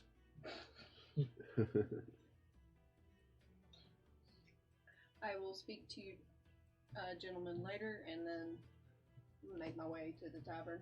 Okay. Nikolai, Yes. back at the Tinkering Guild. Yes. Did you see my rough draft I just sent you? No. But you're at the Tinkerers Guild, Yes. and the gnome you're looking for is there. Oh, Audrey. Yeah, I'll go over to Audrey. And she's like, hello. Hello. So me and Gadget were kind of like very busy last night making, as you see, my new awesome machine. It needs some fine tuning. And hers. Did you happen to see hers? Yeah, it was terrifying. Big noise. Yeah. Big danger. Very much avoid. So I forgot to come back over. Well, after you had gotten the information, were you able to find anything on Cinnamon for Bandit? Yes, I heard back from a gnome that knows a gnome that knows a gnome that knows a gnome. Anyway, long story short. She's on the other side of the world, Okay. and we didn't relay the news to her, but she might be interested. You did relay the news to her? No. Oh. We found her. Oh, okay. Told her someone was inquiring. We kept that confidential. Oh, okay. But yeah.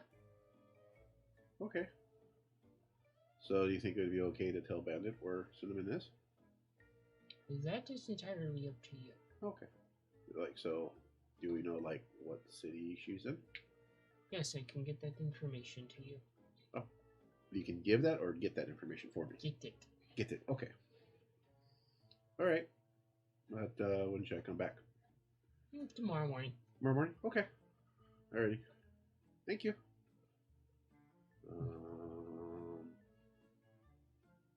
That's all I have. Yeah. Thank you. Okay, you head out. Yeah, head out. Yeah. Okay.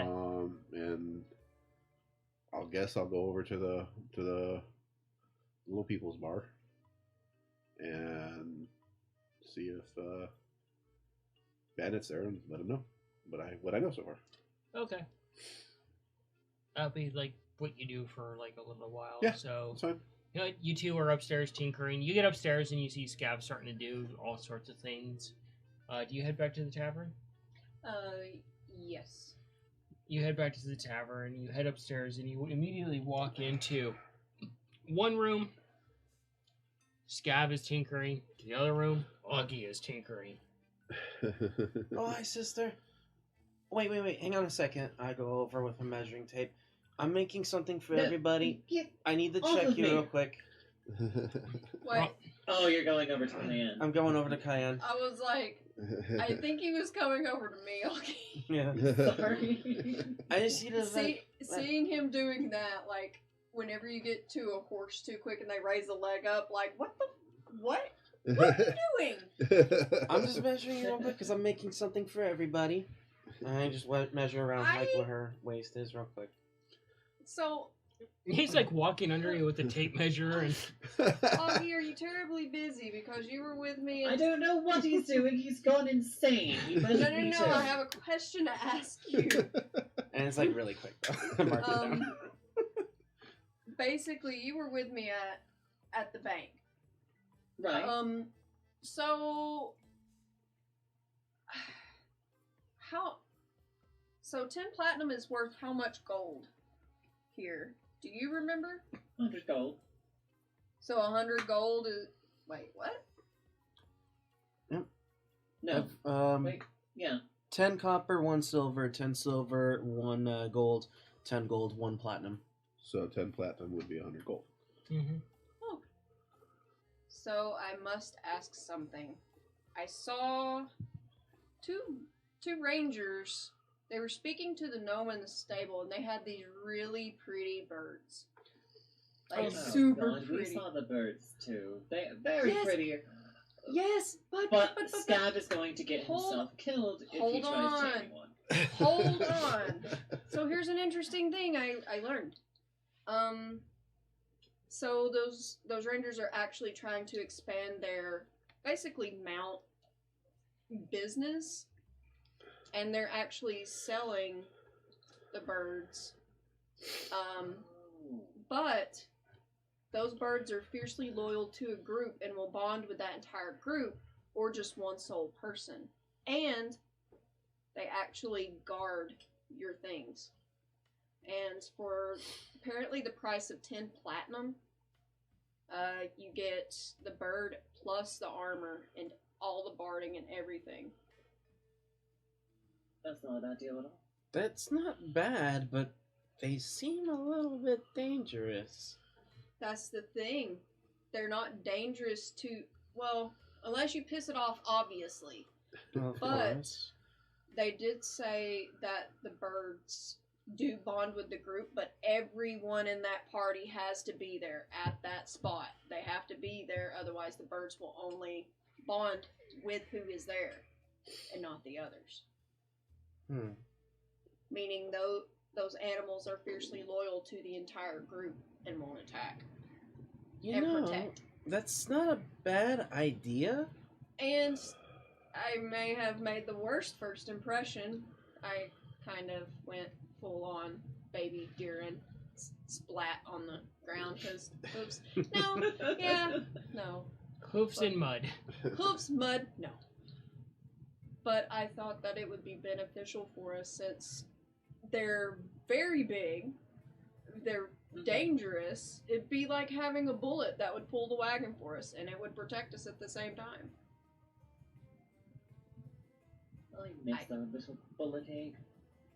How's that doing, by the way? Do we know? Moved to another enclave with some more druids, Oh, brilliant. and it's they are planning to take care of it once it hatches and release it back into nature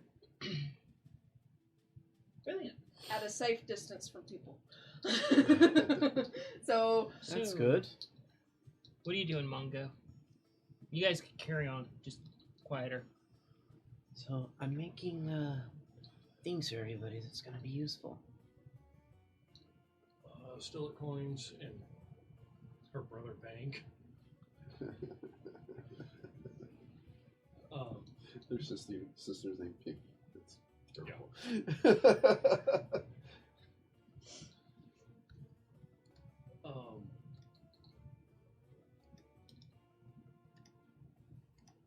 Well, it seems that we're about to head out of town soon.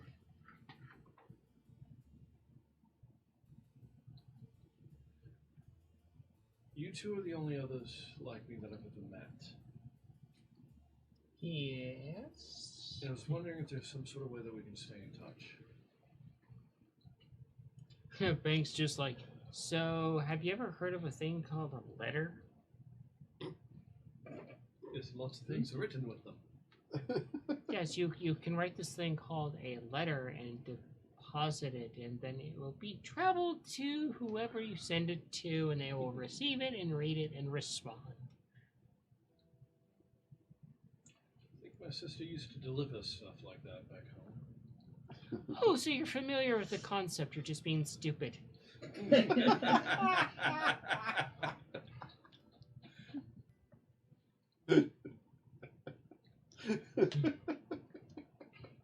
Frank's like, you have really dumb friends. Coin's like, I have to go to do a performance if you want to come along. Frank's like, oh, that means I have to put on pants. And you see Bank go off into another room, and eventually he comes out, and you're just like, oh, for fuck's sakes. He's wearing like little underwear, and he's wearing chaps, and he's got a vest on, and he's got his rapier on his back and his fancy hat. What the hell is this? He's one of those bards.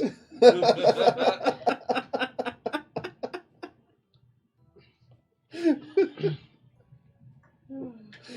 the hell? And he's got a codpiece that says, fuck yes. Oh my God. Of course I do. What the fuck? And Coin just looks over and says, this is why Mother doesn't write you. This is my mother. You have to be the weird one. He's like, I'm just perfect. Ceiling Cat made me like this. Absolutely perfect in the image of ceiling cats. Praise be the ceiling cats. Kind of lean over to Ceiling Cat, or lean over to Coin.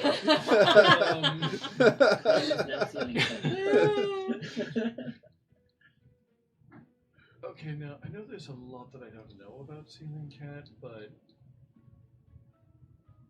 does that deity wear cod pieces?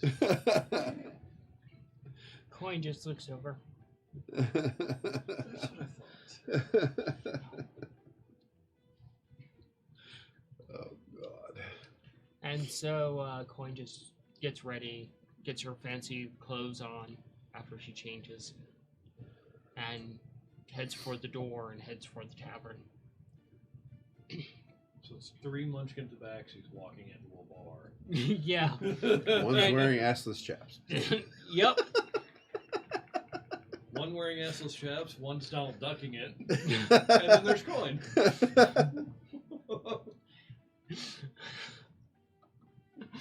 What the hell are we doing? Hey, welcome to D&D, everyone.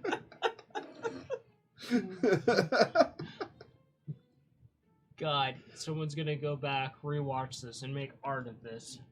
It's gonna be terrifying. Oh my god, no. I don't want it. You can have it. Take it back. And he just walks into the bar and he looks into the pub and he looks around. All right, all right, all right. Okay, so now it's Matthew McConaughey. Meow food. Meow. Let's see. He just looks over at an elf, and it's a half elf. And he does finger guns, and she just kind of looks over and smiles, and he walks over, and she just kind of takes him in a lap and starts scratching his ears. And immediately they have drinks.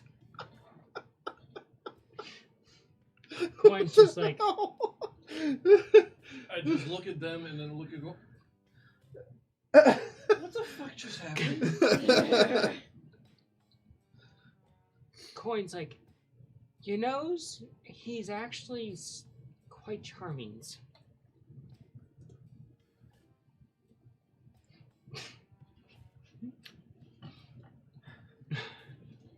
I mimicked the finger gun. Roll a performance. Charming? Roll a performance, Mongo. I don't know if I want to Do it. that. You are lay in the Because bed. I'm asking. Lay in the bed you dug.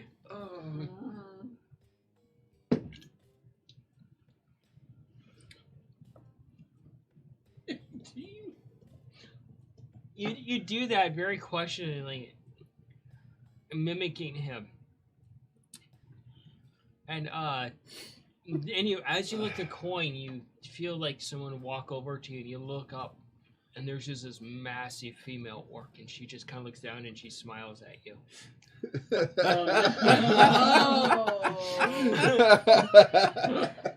Oh, And she immediately picks you up. Oh god. Death by snooze snooze. You are now her favorite pillow. Oh god. She What just the fuck is happening? I'm uncomfortable with it going. and she just looks at you and she just smiles and you see her toss and she's like, I'm going to fluff you all night. And Coin's like, he's with me. And she's like, oh, put him on a leash. Coin's like, I'll be sure to. And she just drops you and you land on your feet and she just walks off a little bit frustrated.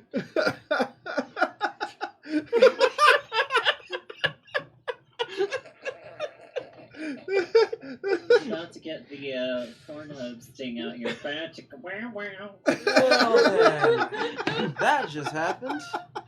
He's just kind of shaking. Kind of like I am. With that look of, what the fuck just happened? Is this a magical ability that male tabaxis have? Munchkin tabaxis have? Finger point? Brings any woman to him. Well then. No. It seems to just be random. Because she came up from the other fucking direction.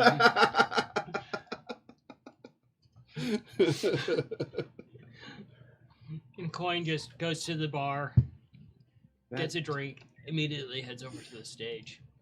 Yeah, I'm getting a drink too.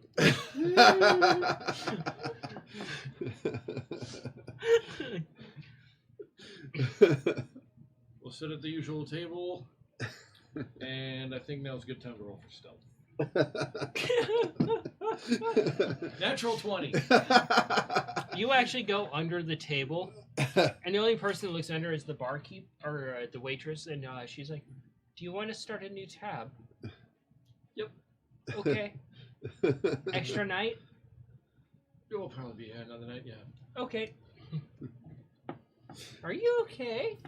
I'm just gonna hang out down here for a minute. Mum's the word. Appreciate it.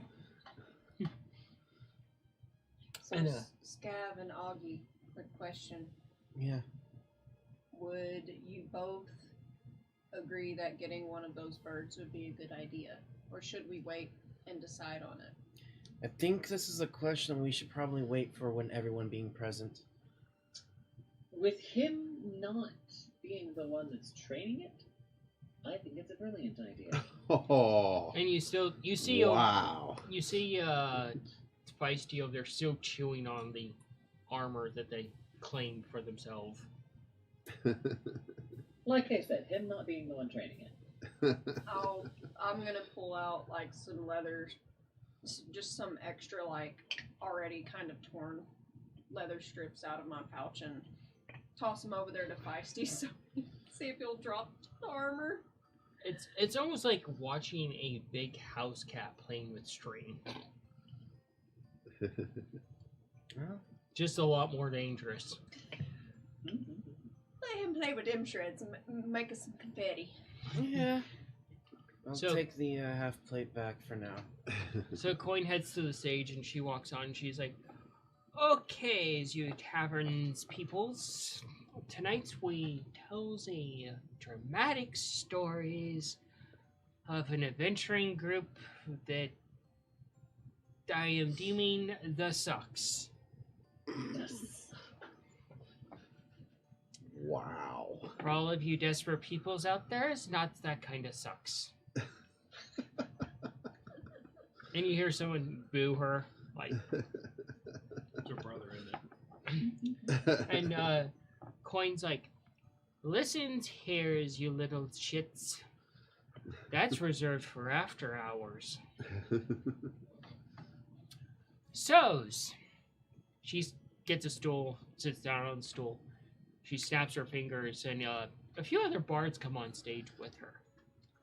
And she hands them some scrolls, and they kind of look through the scrolls a little bit. And they all kind of nod to each other. And one of them starts playing a gentle melody, and everybody kind of, quiets down a little bit and starts going about their drinks. And Coin's like, "Okay, our stories starts in an unknown towns, and the towns is under the troubles of ferocious, evil, possessed bandits. And these adventurers were unwilling to the calls of the adventurers. And they listened to these calls unwillingly and thought amongst themselves that we must vanquish us as these evils. And one by ones they agreed, some more reluctant than others. We had a ferocious warrior centaur, a craggly, ferocious dragonborn, a not so brave tabaxis, a mousekin that makes a rumbles, and a kobold that does stuffs.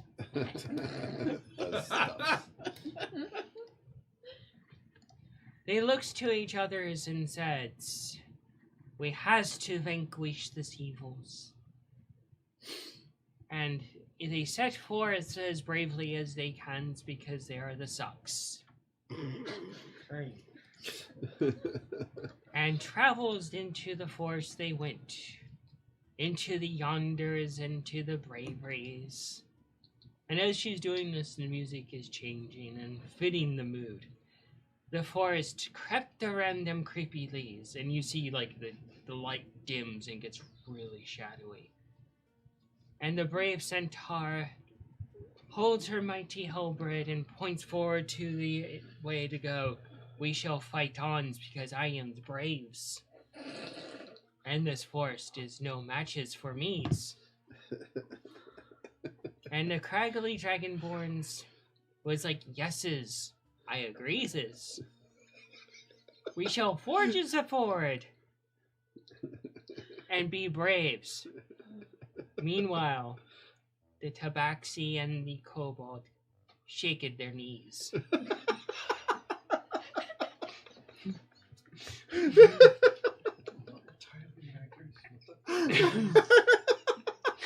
And the mousykins went to squeaks. Again, accurate. And they trudged it forward through the forbidden forest, creeping along, being ferociously against the shadows. And they made their ways, a journey's travel throughout the days, shaking their mighty fist at the rain as it penetrated the canopies. Eventually, coming to the big opening battlefield. Ones would say this was a boss arenas. And they saw spooky scarecrows that danced in the wind. And the tabaxi and the kobold hid behind the craggly dragonborn because they were scared and didn't want to appease their pants. The mighty centaur held their spear aloft and said, I fear not this. And this struck bravery into the mousekin that simply went squeaks. And the tabaxi said, I is not fear, I am brave cat. And they snuck it into the bandit camps. Sneak it they did. Their plan did not go accordingly. They soon gained a new nicknames unwilling to themselves, the Shits. For they blew up outhouses with mighty explosions. Their stench was as mighty as their will. As they forged forwards and began to make the progress and felling of the zombie trees and the mini zombies that go shamblies in the night.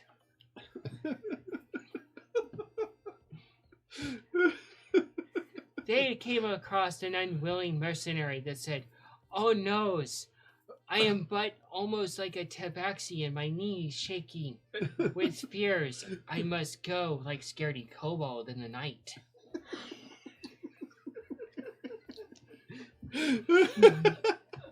And they worked their ways around the camps and make mini explosions like too many beans in the night.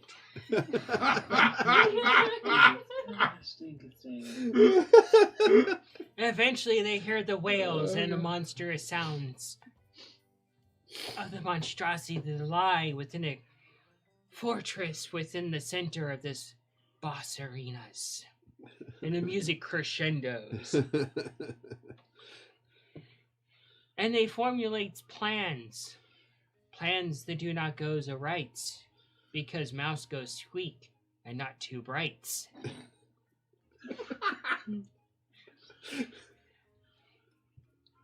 The craggly dragonborn and the ferocious centaur go forth and find much explosion and resistance. And Kobold tried to be brave like craggly dragonborn, but gets turned into shish kebab and realizes best to be scaredy cat. They try to withdraws, and Squeaks pulls pin early and blows everything up.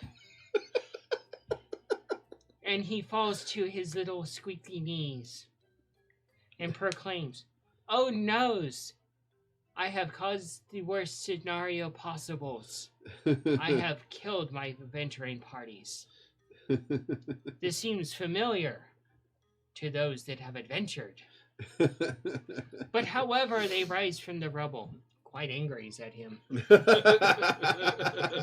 They each take turns swamping him. The kobold, however, looked like Porcupine, but not in a good way.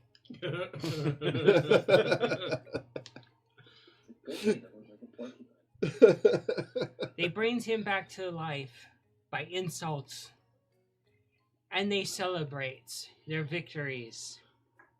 However, the centaur is like, fuck this. And she goes on to wonders, and she prays to the deities, and the moon goddess answers, and she's like, so be light. And there is light, with assistance from the ceiling cats. And all hope is restored, at least to them, because they survived. And they traveled back to town, weary and battered, like fish and chips. But they have tale to tell, mostly intact. I look at my tail. And they lives to adventures agains. And this is the story of the now founded group of misfits. And she takes a bow, and a lot of people start clapping at her. And then quite a few people start giving her a coin and all sorts of things. A few people give her drinks, and the bards as well.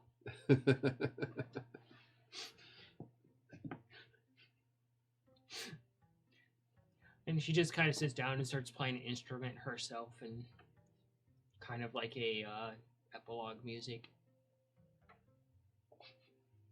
Now they've killed the party. As the credits play. Yeah.